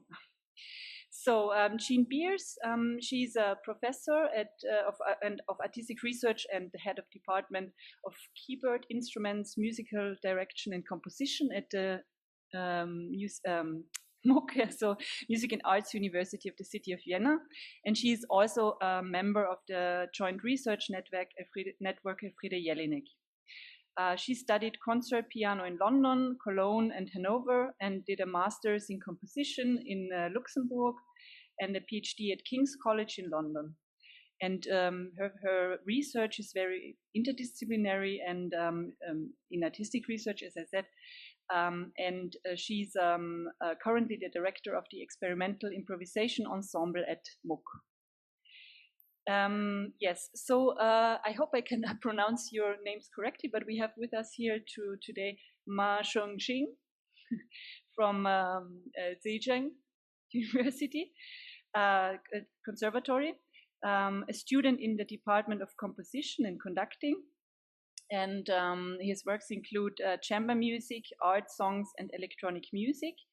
For example, Moon Over the River was performed and shortlisted for the, now I don't know if I pronounce it correctly, Huafeng Qingyun, commemorating the 19th anniversary of Liu Jianhua's death. And yes, a new creation collection. And then we have He Dingzhuang, who is also a student in the composition of department at the Zhejiang Conservatory of Music, studying under Professor Zhang.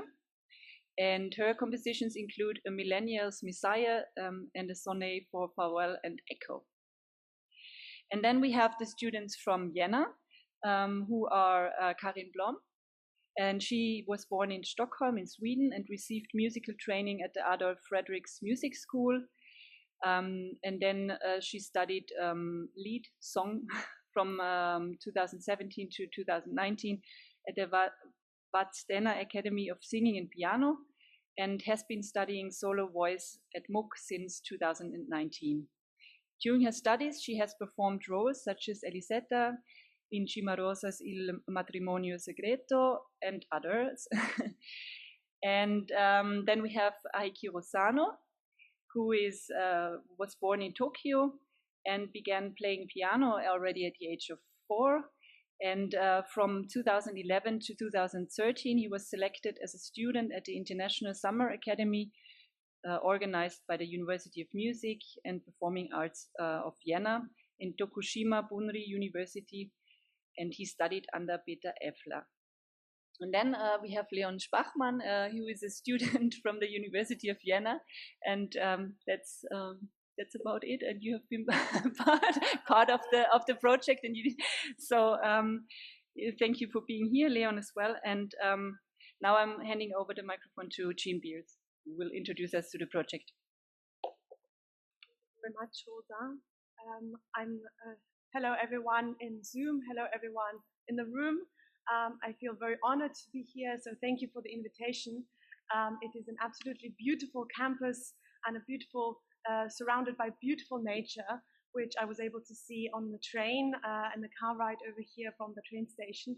So it's very inspiring, especially for improvisations and compositions and performing. So this is a very actually artistic environment to be in. We also, for those of you who are online, you can't see, but we're looking out onto buildings and some beautiful green, lots and lots of green, different colors of green of the trees moving in the wind. So without further ado, I'm Jean Beers. I'm a pianist and a composer, and I do a lot of research on empathy in composition and performing and improvisation. I was asked to lead this artistic research project for the last winter semester in Vienna called Suite-Mixtur. So we have the PowerPoint in Chinese, and I have it here in English in front of me. So for those of you who don't read Chinese, I'm going to announce what it says there in English. Suite-Mixtur is a multicultural music theater fragments in a new collaborative composition. So the composition is not my composition, but it is my concept to create something which is a suite format. So it is a performance in total, actually 1 hour long, with many short movements, and each movement has a different genre. So some movements will be original works by Alban Berg and Wolfgang Amadeus Mozart, arias from Zauberflöte and Wozzeck operas, and then there are also 4 original compositions which you will hear today as a world premiere. So we will just show a small excerpt of Suite-Mixtur here in Suzhou, and in Vienna, and in a couple of weeks' time, I think 6 weeks' time, we will perform the whole of the Suite-Mixtur in Bechstein Zentrum, so in the center of Bechstein pianos in the center of Vienna.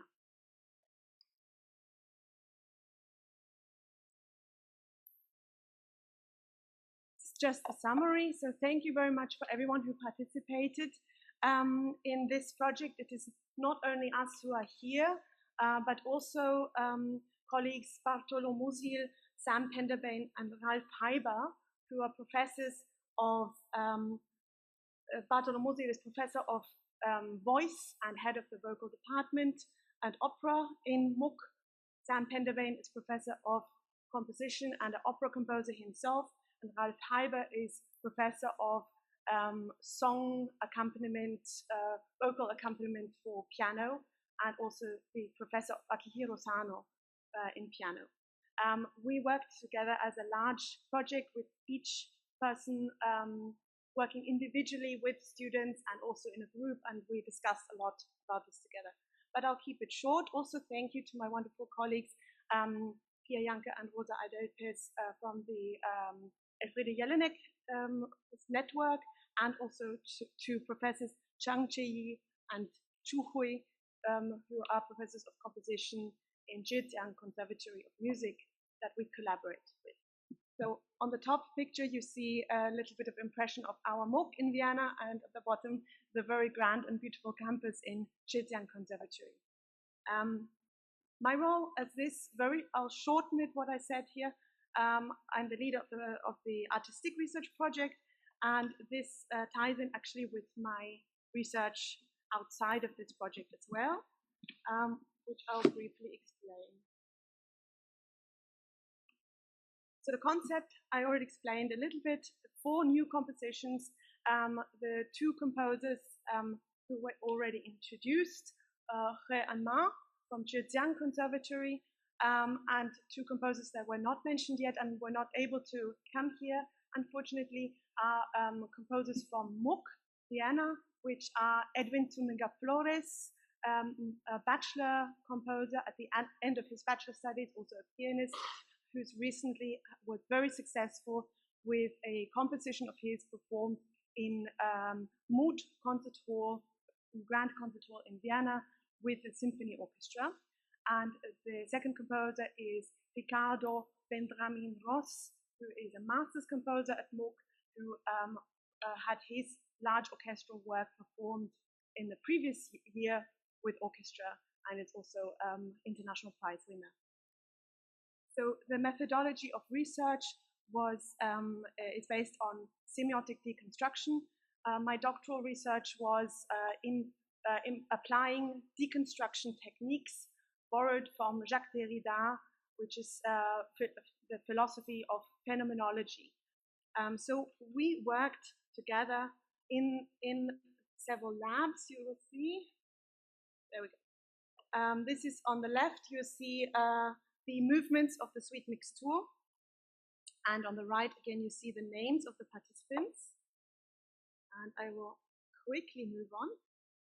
So here we have the methodology explained a little bit. We had 3 laboratories. So laboratories is not in the strict scientific word, obviously, but it is in the artistic research. Meaning of it, they are spaces, both real space to meet up and virtual space, online and mental space, to experiment with the different methodologies in order to create art that is being created through research methods and with a question behind it and concept behind it. The lab number 1 that we started off with, I led for the whole winter semester myself. This is the improvisation lab. And the libretti, so the texts for the pieces that we will hear today, were created solely in this lab. This lab had 23 student participants, so it was a very full room and a very exciting project.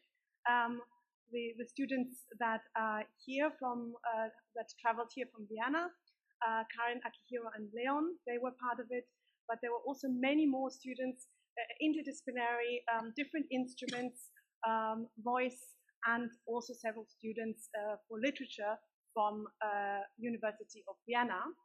And we used the method of deconstructing the texts and combining it with performance art in order to experiment in several different ways with these texts and get to new ideas and new interpretations and new combinations of the texts, where we combined the text of fragments of libretto from Zauberflöte of Mozart and Wozzeck of Alban Berg, and also some texts from a traditional Peking opera.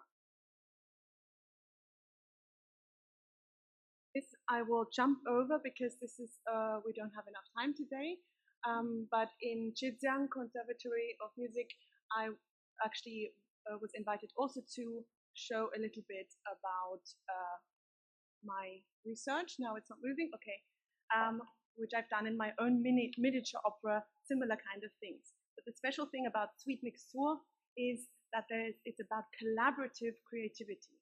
So even though we do come out with 4 new songs, which were composed by individual composition students, there's this collaborative element because the performers themselves and the literature students created the libretto and created the ideas and the concepts of what's going to happen in this music. And I think later they can tell us much more about how the process was for them. So on this slide, you can see just some impressions of our work with various different instruments and a deconstructive way that the text is shown. Here I would like to just briefly show, this is a very short video, yes, which shows some of the working process. They are using the words you can see: birds, nature, happiness, and light feeling, which is a free improvisation about ideas from Zauberflöte. Okay.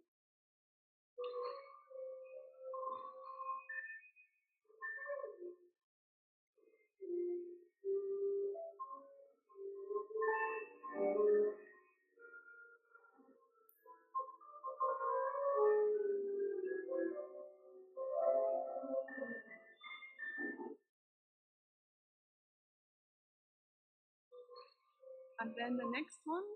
Okay. Okay. Thank you.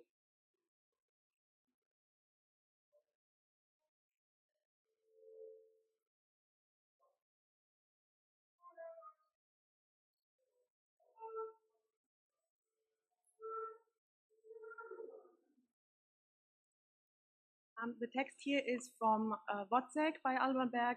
Zimmer des Hauptmanns, frühmorgens, Hauptmann auf einem Stuhl vor einem Spiegel. Wozzeck rasierte Hauptmann. Langsam, Wozzeck, langsam. Eins nach dem anderen. And then let's do one more.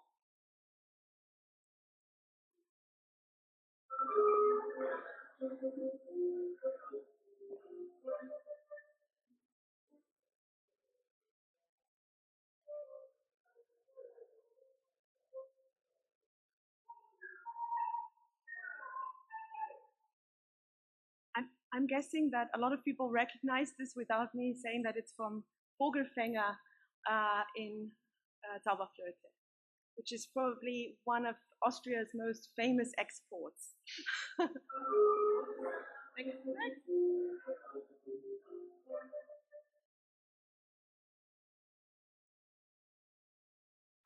Here you see the goal of this project. The improvisation lab deconstructs libretti from Zauberflöte, Wozzeck, and Suzhou-Campus, which is a traditional Peking opera. It is about creating synergy between in an intercultural space, learning about each other's cultures and creating the synergy and in an empathetic way. It is about recontextualization of the meanings of the text, music, and the dramaturgy. And it is about synergizing artistic ideas through the language of abstraction. It is also about free, intuitive artistic expression that furthers empathetic pro-sociality. Number 2 is the composition lab, which creates new works of music at the intersection between music theater, interculturality, currents in contemporary music internationally. It is similarly about recontextualizing operatic traditions and musical forms, opera as a miniature form, because actually this is a form like an art song, like lead, piano, and voice, but it is recontextualizing this idea and asking questions whether we can have an opera form in such a miniature format. It is about a deepened cross-cultural exchange that offers insights. And thirdly, the interpretation lab, which was led by Ralf Heiber and Bartolomé Musil, reflects upon and re-evaluates interpretations of traditional well-known opera repertoire from Austria and China. Furthermore, the new works from the composition lab are interpreted in critically reflected relationship to the older operas. But you will hear it, you will recognize the fragments of the lyrics from Wozzeck and Zauberflöte, and then we need to move to the last slide without playing, please. So could you switch the sound off? Thank you. Great. Okay, yes.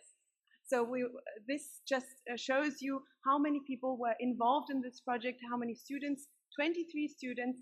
Here you have the students from Uni Wien, Andela Plas, Clara Doppelstein, Iris Pollack, Jasmin Lausch, Paulina Huber, and Leonidas Strachmann, who is here performing with us today. And from the MUK, we had the musicians Karin Blom, voice, Akihiro Sano, piano, and Jiaxi Wang, viola, who are here with us today. and Yunwen Huang viola, Yun Huang violin, Leonardo Di Moschi violin, Marlene Wendel clarinet, Hannah Elgas viola, Shirin Farshbath dance, Valerie Dolbich composition, piano, ukulele and voice, Zeynep Edecan composition, electronics and piano, Chiara Janko accordion, Sagit Zur flute, Cezin Kabaki piano, Tamila Kumagalieva piano, Johan Ferreira Perigardo piano, and Hlib Chumaiko composition and saxophone. I just wanted to give those students credit as well. So from afar, if you're watching, congratulations for your participation and thank you very much. Please welcome the performers to the stage. Karin, Hiro, Leon, and saxophone.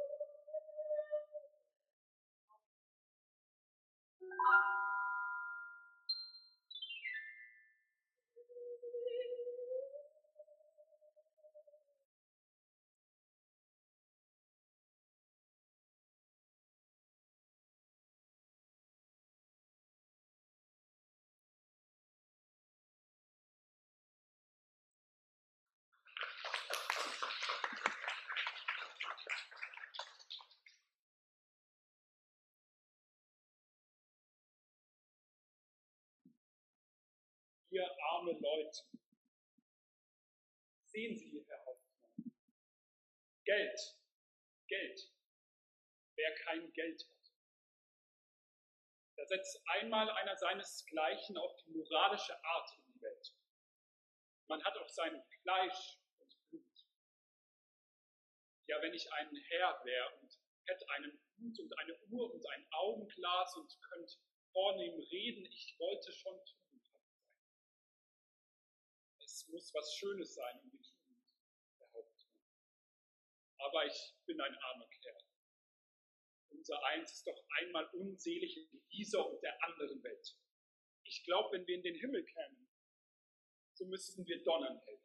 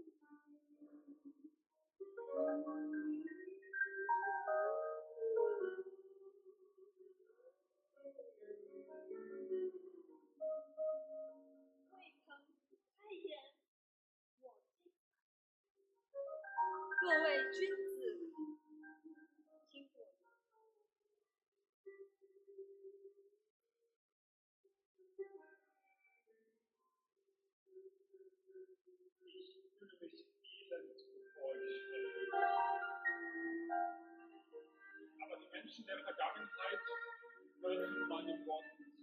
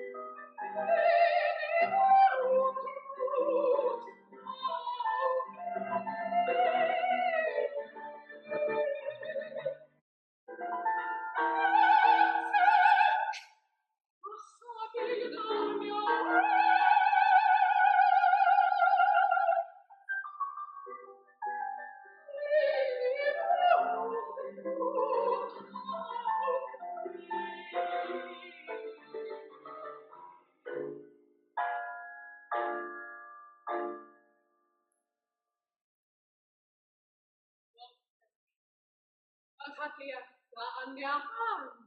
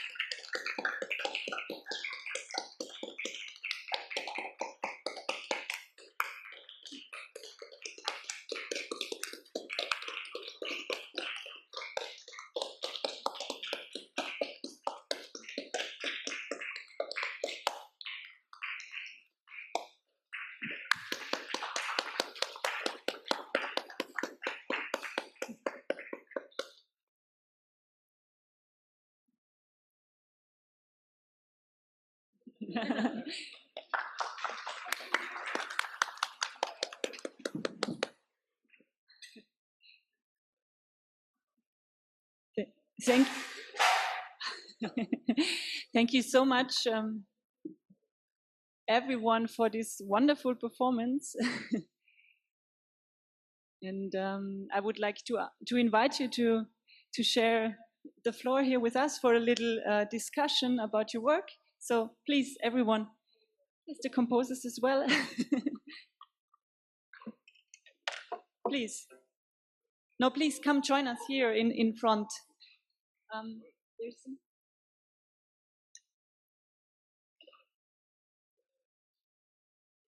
Let's make a circular, Jean, shall we? Like a little circular so that we can see everyone. So please. Okay.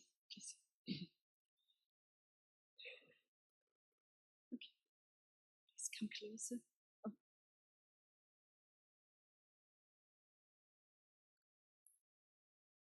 Okay. Thank you.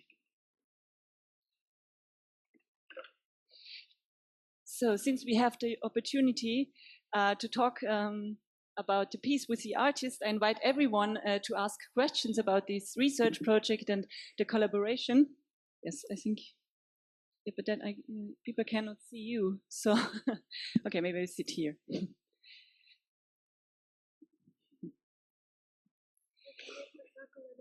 And we have 2 microphones, and so can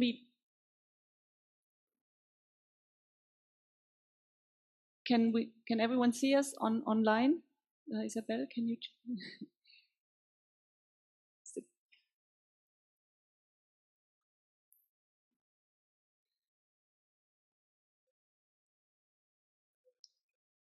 I think everyone is on screen. So just remember to take the microphone when you speak. Okay. Yeah, so thank you so much, and thank you so much for coming here from Zhejiang and from Vienna, and to present parts of your work. And yes, I invite everyone to ask questions, but I'll start probably, and I would love you to talk a little bit more about how this project developed, and maybe especially for you, since you were the composers in the background, what led you to participate in this project, and what was your part? Maybe you can talk a little bit about your work, since we heard yours, but now we want to know a little bit more about yours. Maybe you can, yes, take the microphone.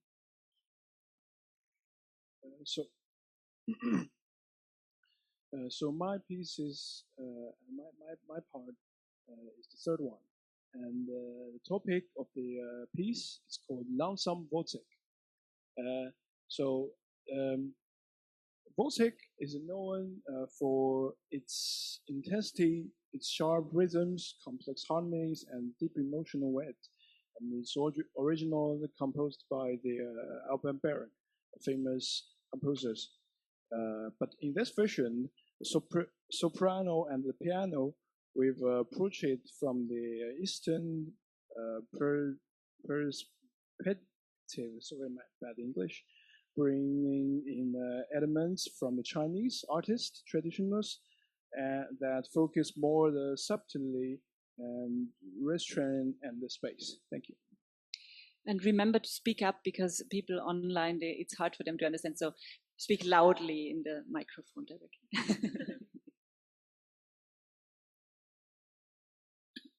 And if you need translation, that's also possible, I think. 好，首先呢，我的这部作品，我拿到这个文本的时候呢，它是一个德语和中文的结合。OK, perfect.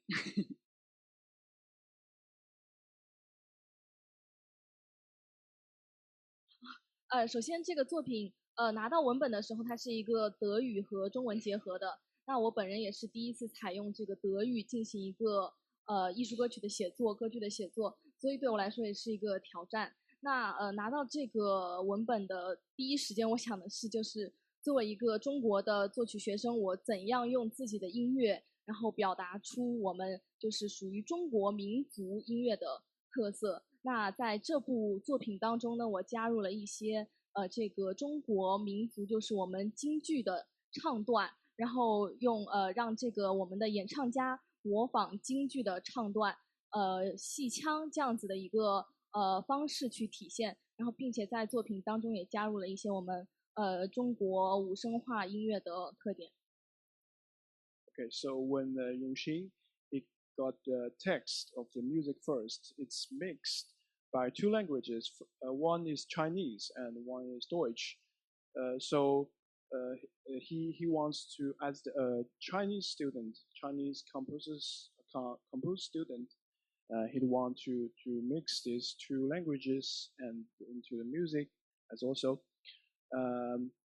So he chose some Peking operas, some way of singing Peking operas, and some technique in the Peking operas, and he used in his pieces, her pieces, and her pieces is the last one.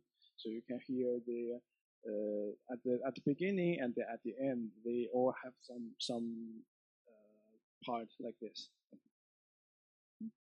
Yes.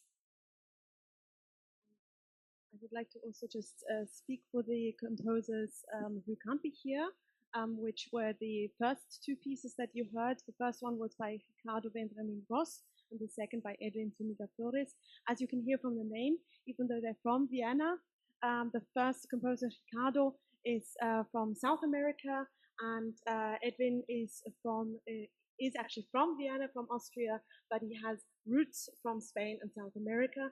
In Edwin's piece, we could very clearly also hear this interculturality of combining with the impressions of contemporary or in the last 150 years, contemporary Alban Berg style music together with traditional flamenco Spanish music.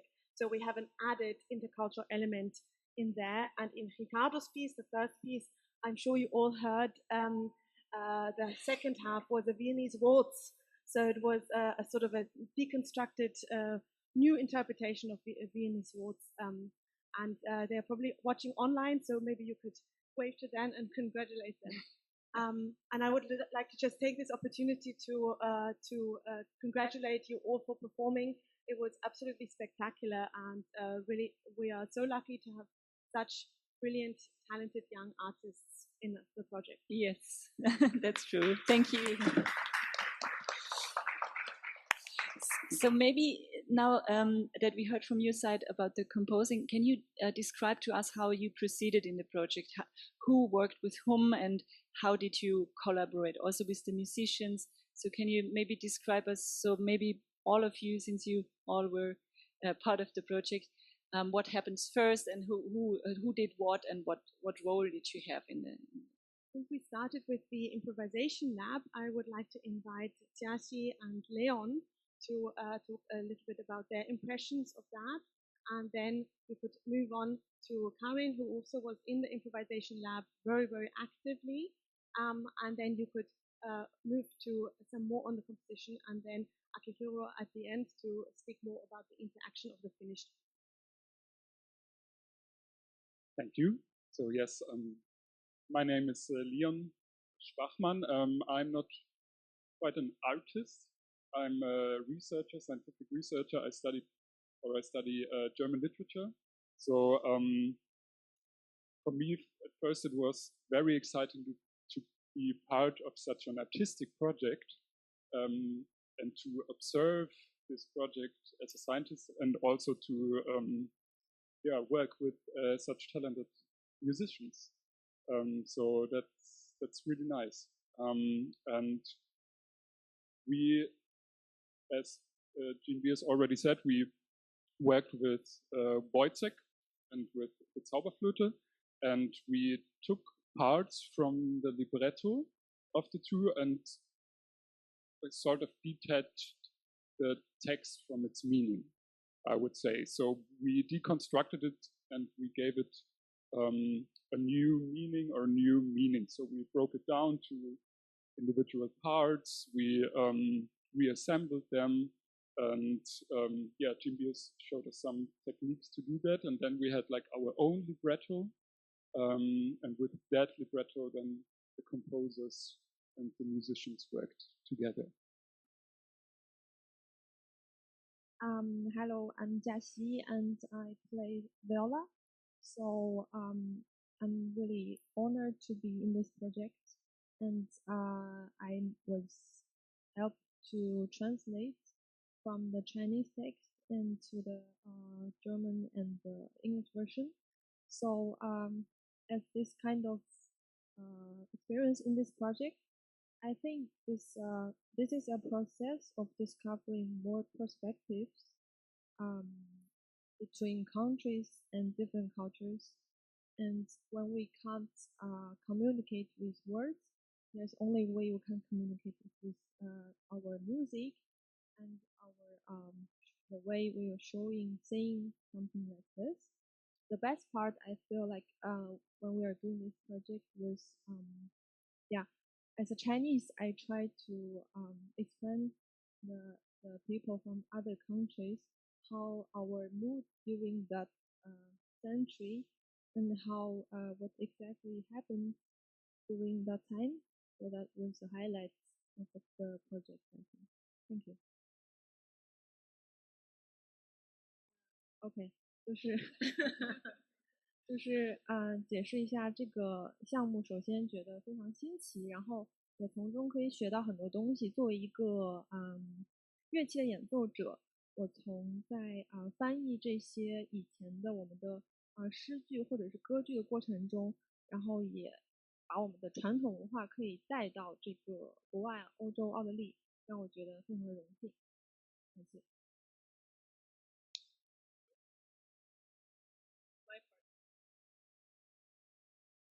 About the improvisation lab, maybe.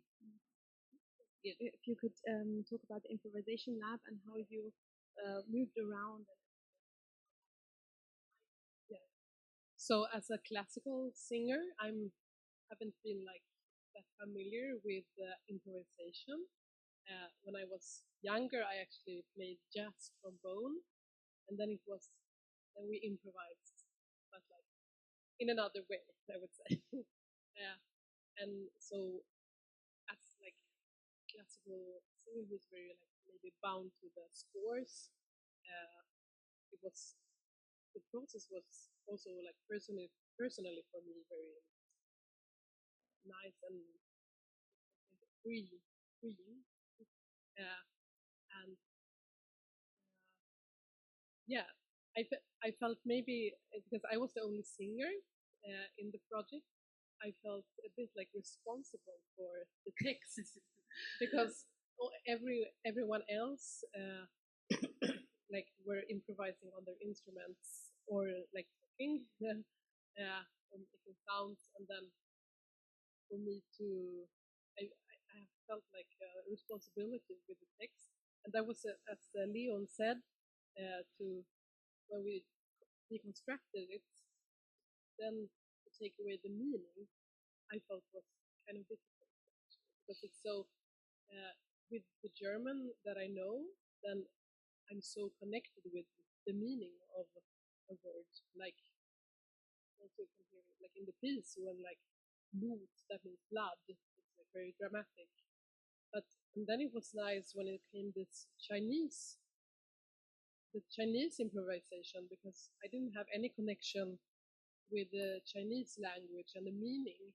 So then it was only that we could listen to the sounds and like make the music more from the sounds and connect with the children. Yeah.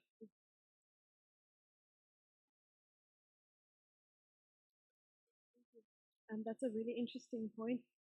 Could you also speak about this in your compositions, how you felt about, we talked about in our first session, that it was going to be a challenge maybe to work with, you speak English very well, but also to work with German, which is a language you don't know. I remember you both asked, how do we know which accent, which part of the word is important, or which word is important? Did you approach the words in a way that were more abstract, did you feel?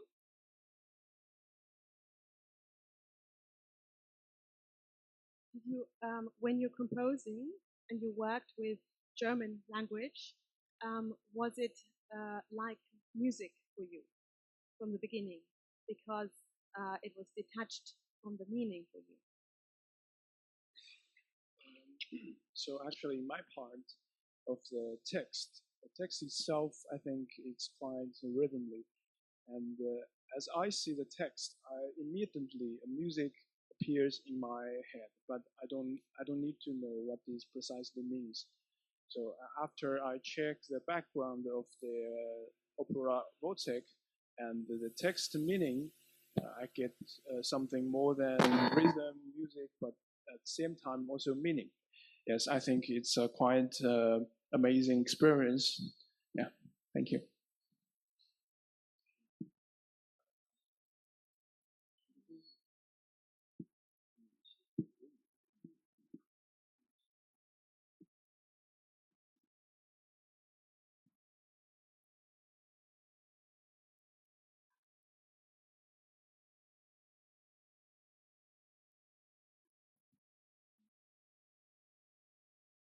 首先第一次采用就是德语写作，肯定是一个很大的挑战。那第一时间呢，我肯定是去寻找这段文本在原作品，就是这个歌剧《沃采克》当中的一些片段，它是如何表现的。然后除此之外就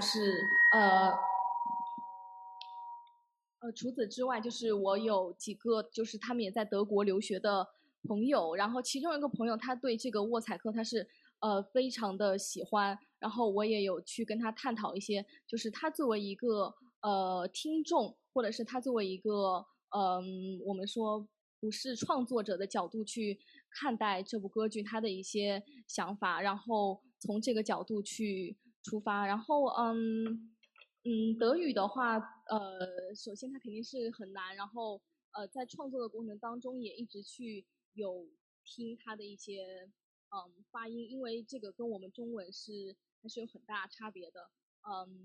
也就是感谢这个演唱者，然后在演唱的过程当中也有提出一些问题，让我能够及时的修改对于这个用德语去进行写作的一些创作当中的问题。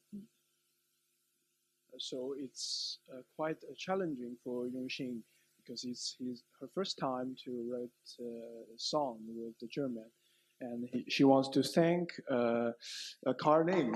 Yeah, she pointed out many mistakes or something wrong with the Germany writing. So she first go to see the originally opera Wozzeck composed by the Berg, and she wanted to know what this text, the destructured text originally, what it look like. And the second, he had some friends in German, and she asked her friends about the idea of the Wozzeck as an audience, but not as their composers. So he inspired from this point, and he completed this work. Would you like to add your perspective? You can go. Hello. I could talk maybe about the pieces from a pianistic aspect. I was first of all so impressed of all pieces because every piece has our own character, and if it reflects own personality, if I see the composers, then I understand more the context of the piece, and each piece had a clear structure and very interesting motive, and it's I find just the quality of composition is very, very high, and especially I'm happy this time to participate in this project is to be able to perform the composition from the same generation of me.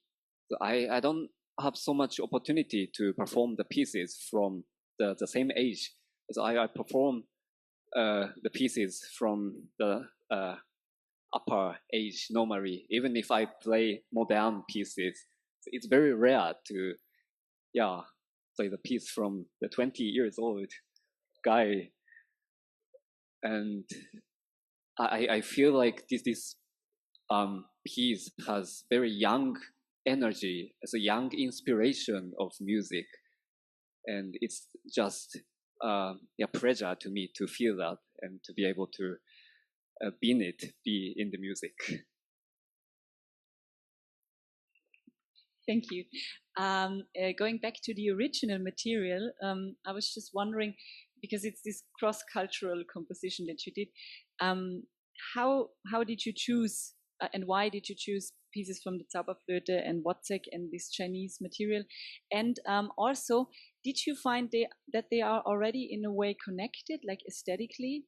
Or is it that you are there cross-cultural references, so to say? Or is it more that, and which ones, if there are? So this is for all of you, since you were all part of the project, the performance as well. Could you hear something that is corresponding between the materials? Or is it more that you needed to create them in the first place? So that's what I'm interested in. Is there already something that you discovered, like some correspondences between the materials, or is it more that you try to create something new?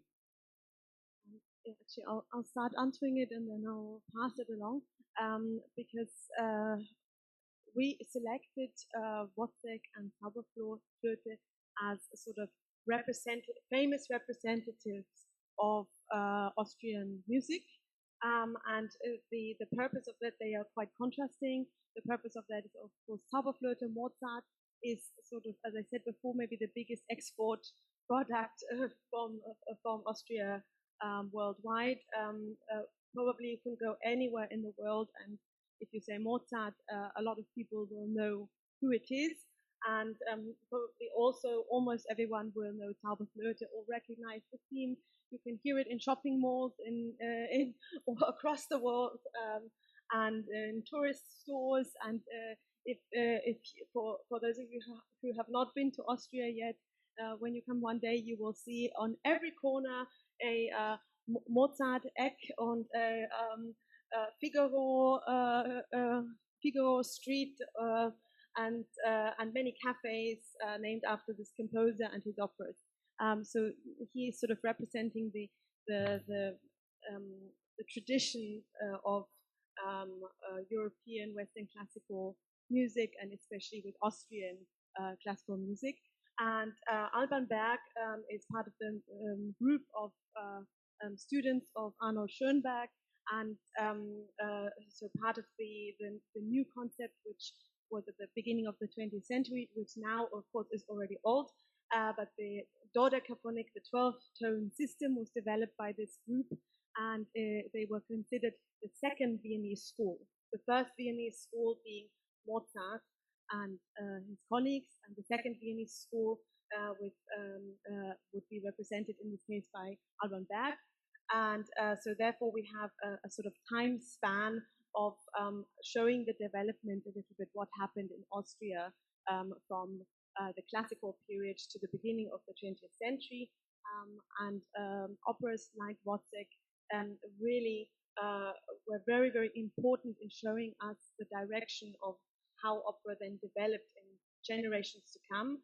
And as you can hear, even nowadays, young 20-year-old composers are still inspired by this music and by the way that the text and storyline relationship goes with the music. Then we selected the Suzhou-Campus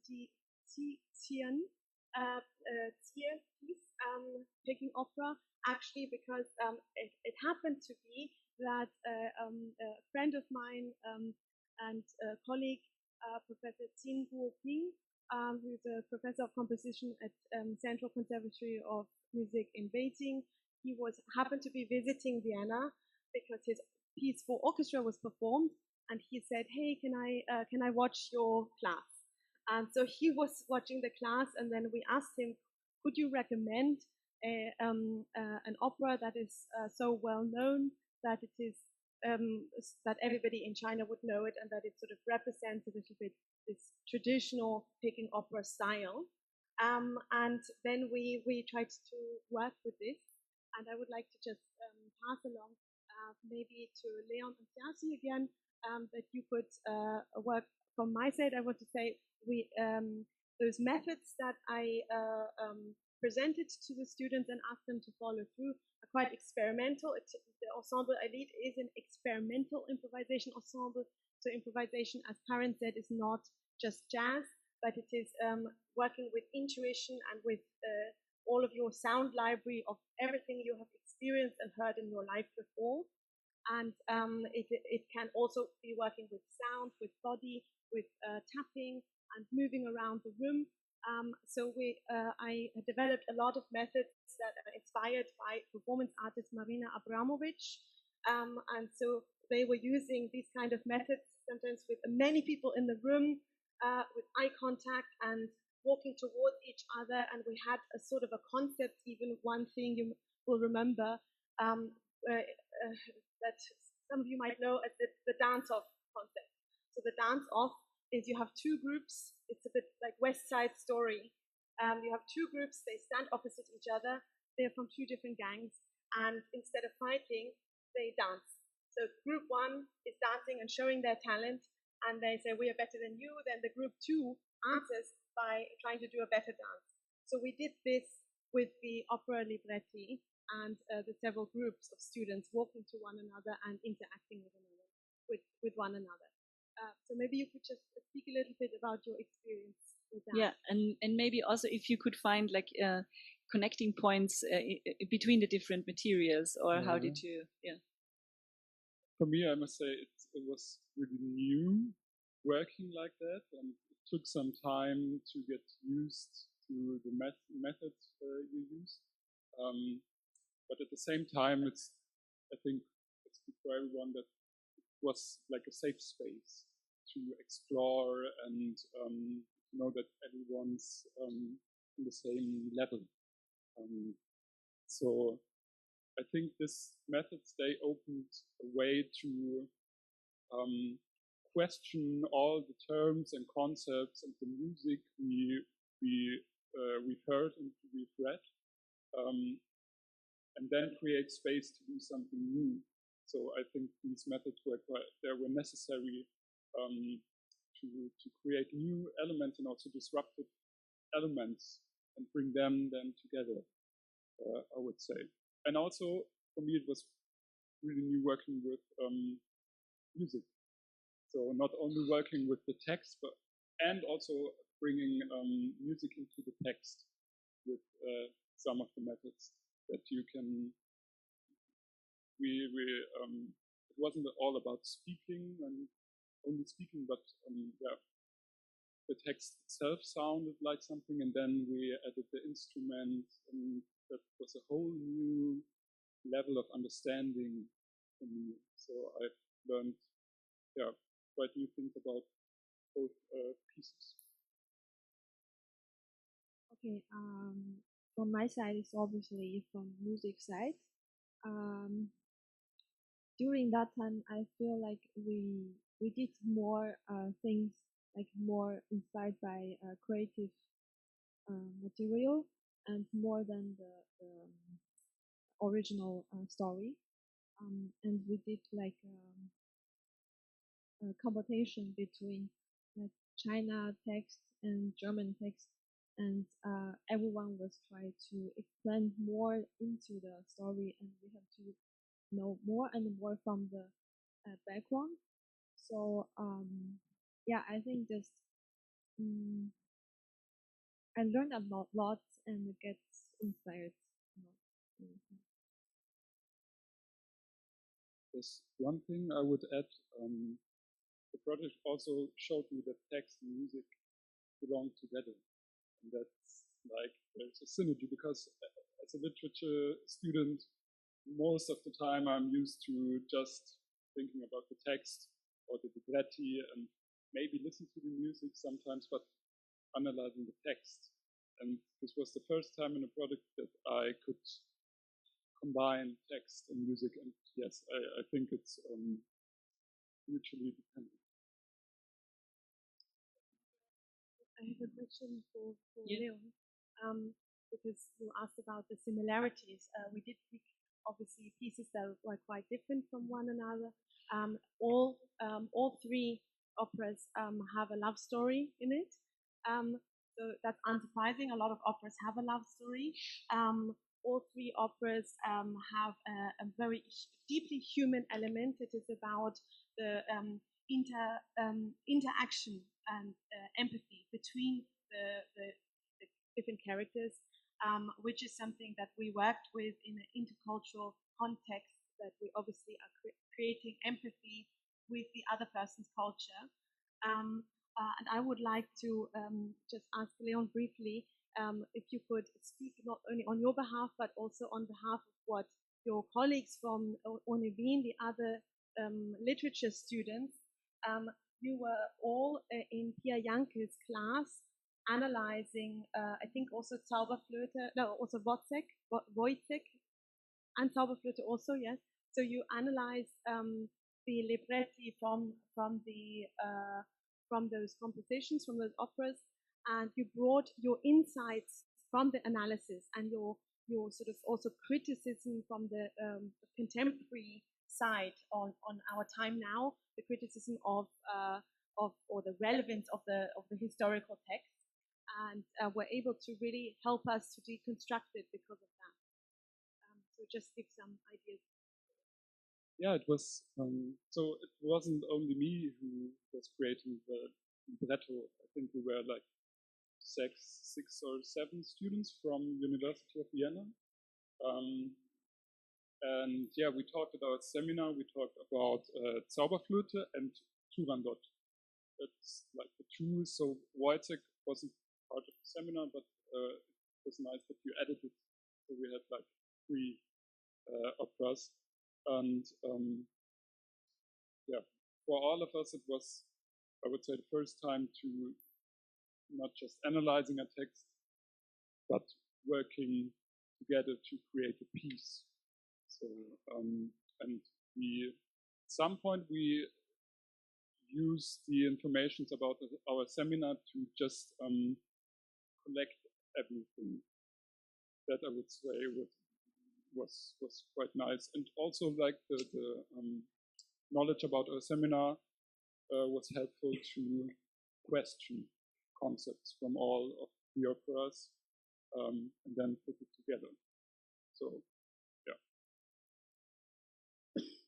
You want to add something on the material, connecting points, or yeah. For you as a singer, I mean, yeah, you already mentioned. Honestly, I felt that it was that the Wozzeck material actually like took over for me. And I think also when reading the librettos, there is a lot of the Wozzeck libretto in there. Maybe even if we took away the meaning and everything, since it was maybe more dramatic and maybe more easier to grasp somehow. And then I would say maybe the Chinese and Zauberflöte felt more in the same space somehow. But the challenge with that when improvising then was maybe to not make the Wozzeck libretto take over, to also like listening to the Chinese, like instead of when I'm like screaming about something, Wozzeck, to also be aware, like, oh wait, I have to. It's like this beautiful bird songs or something at the same time. Would you like to add something? But you were in the part of the improvisation. Okay. So I think we need to come to an end, but I would like to give the audience the opportunity to ask questions if there are any. Yes, please. Could you use your microphone or you want mine? Yes.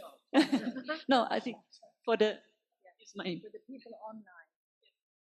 Well, thank you very much. You know, I really like this presentation. You know, and I also like your notion of research-based, you know, intercultural practice. You know, with theater, music theater. You know, but you know, I'm very curious about the connecting points because you know, Professor Sonin and I, we were at Free University Berlin. We were with Erika Fischer-Dichter for several years, right, from 2012 to 2018 as visiting professors. We are the 2 Chinese visiting professors at the International Research Center for Interweaving Performing Cultures. You know, so we were from China, to scholars. So you know, a lot of discussions about intercultural performance, what it means, you know, what are the arguments, you know, controversy, you know, so on and so forth. So you know, I'm curious about in your research group, you know, when you target connecting, I can see connecting points are some the key concept. So you want to identify some connecting points, you know, between cultures in terms of performance. So then I'm not quite sure about, so the connecting points in terms of text, because I heard people, especially the gentleman there in the middle, mention several times texture, and then others, like, singing, music, So I wonder, can you talk about, some connecting points that you find are very significant in your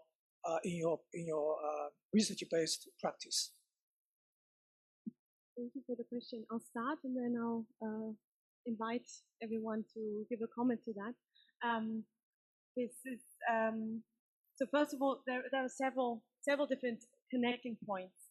Obviously, we spoke generally about the idea of an opera, which all three of those examples that we took are in any case different in themselves. Then the fact that we immediately broke that open by starting the first laboratory with the improvisation lab gave us the opportunity to get out of this aspect of I mean, let's be honest. When you're in Vienna and you say the word opera, nobody is going to think about a Peking opera. Everybody is going to think about a stage with several solo singers in costume on it, then maybe a choir somewhere and an orchestra in the pit.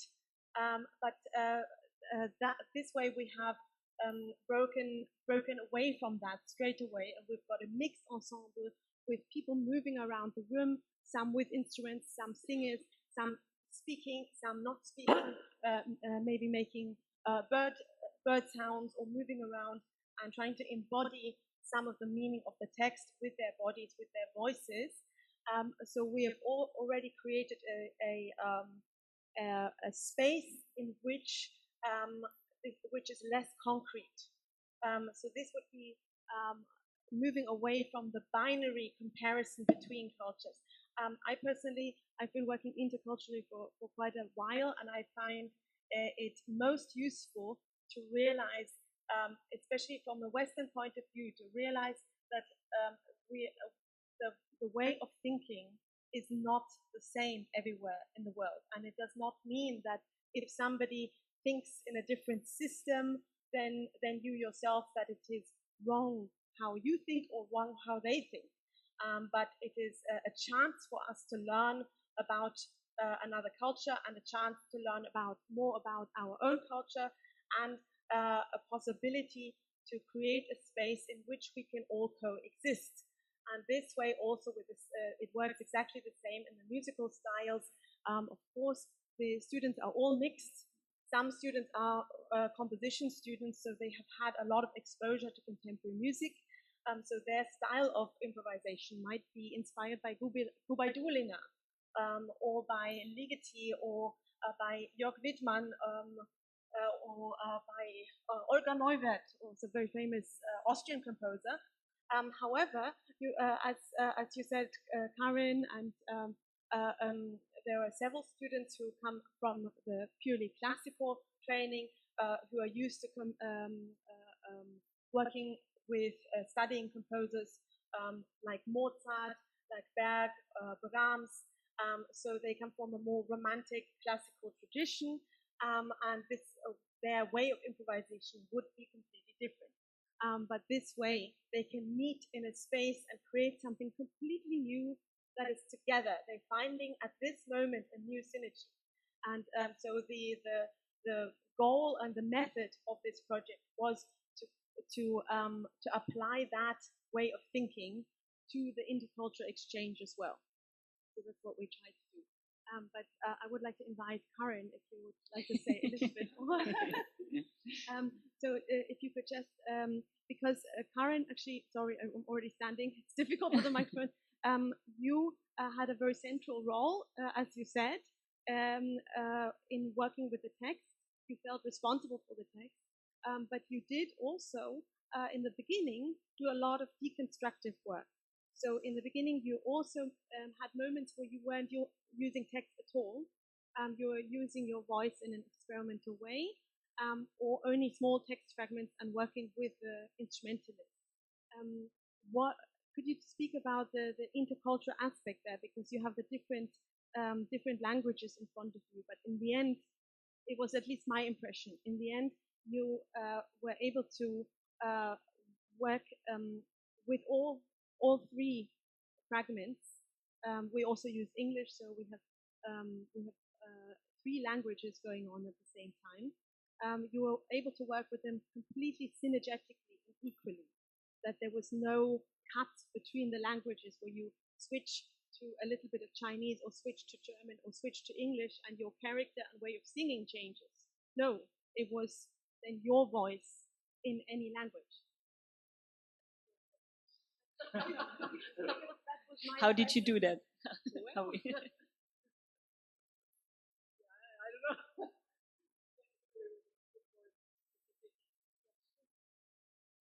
Speak about your feeling about singing those different languages. Did your feeling change? Or? Yeah, I mean, maybe this that I said before, that to go more with the sounds, like the more, like really deconstruct a word to just vowels or consonants, yeah. And also German isn't my mother tongue either, and English isn't my mother tongue. So all the languages are new languages to me in a way. But maybe like that, you go more to the sound and just from like to really, really deconstruct to get that feeling. Because I think as soon it was like bigger or longer sentences, then it starts maybe again to be more disconnected in conversation. But then I feel like I felt more connected also to the Chinese culture when I actually got the pieces, like especially your piece with the Chinese text. So that was for me especially the moment where it was combining. Okay, thank you. I think we need to come to the end now. Is there anything from your side that is burning that you need to let the audience know? So at last, I want to say as a Chinese, after I learned German, I feel the connection between these two languages is that our Chinese is more like easier to show our emotional, and German is more like logical. So after learning German, my mindset like totally changed, to be honest. Yeah, and that's why when we worked on this project before, we had to connect in a lot about this kind of direction. Yeah, that's the best part. Thank you so much, everyone, and let's give the artist an applause again.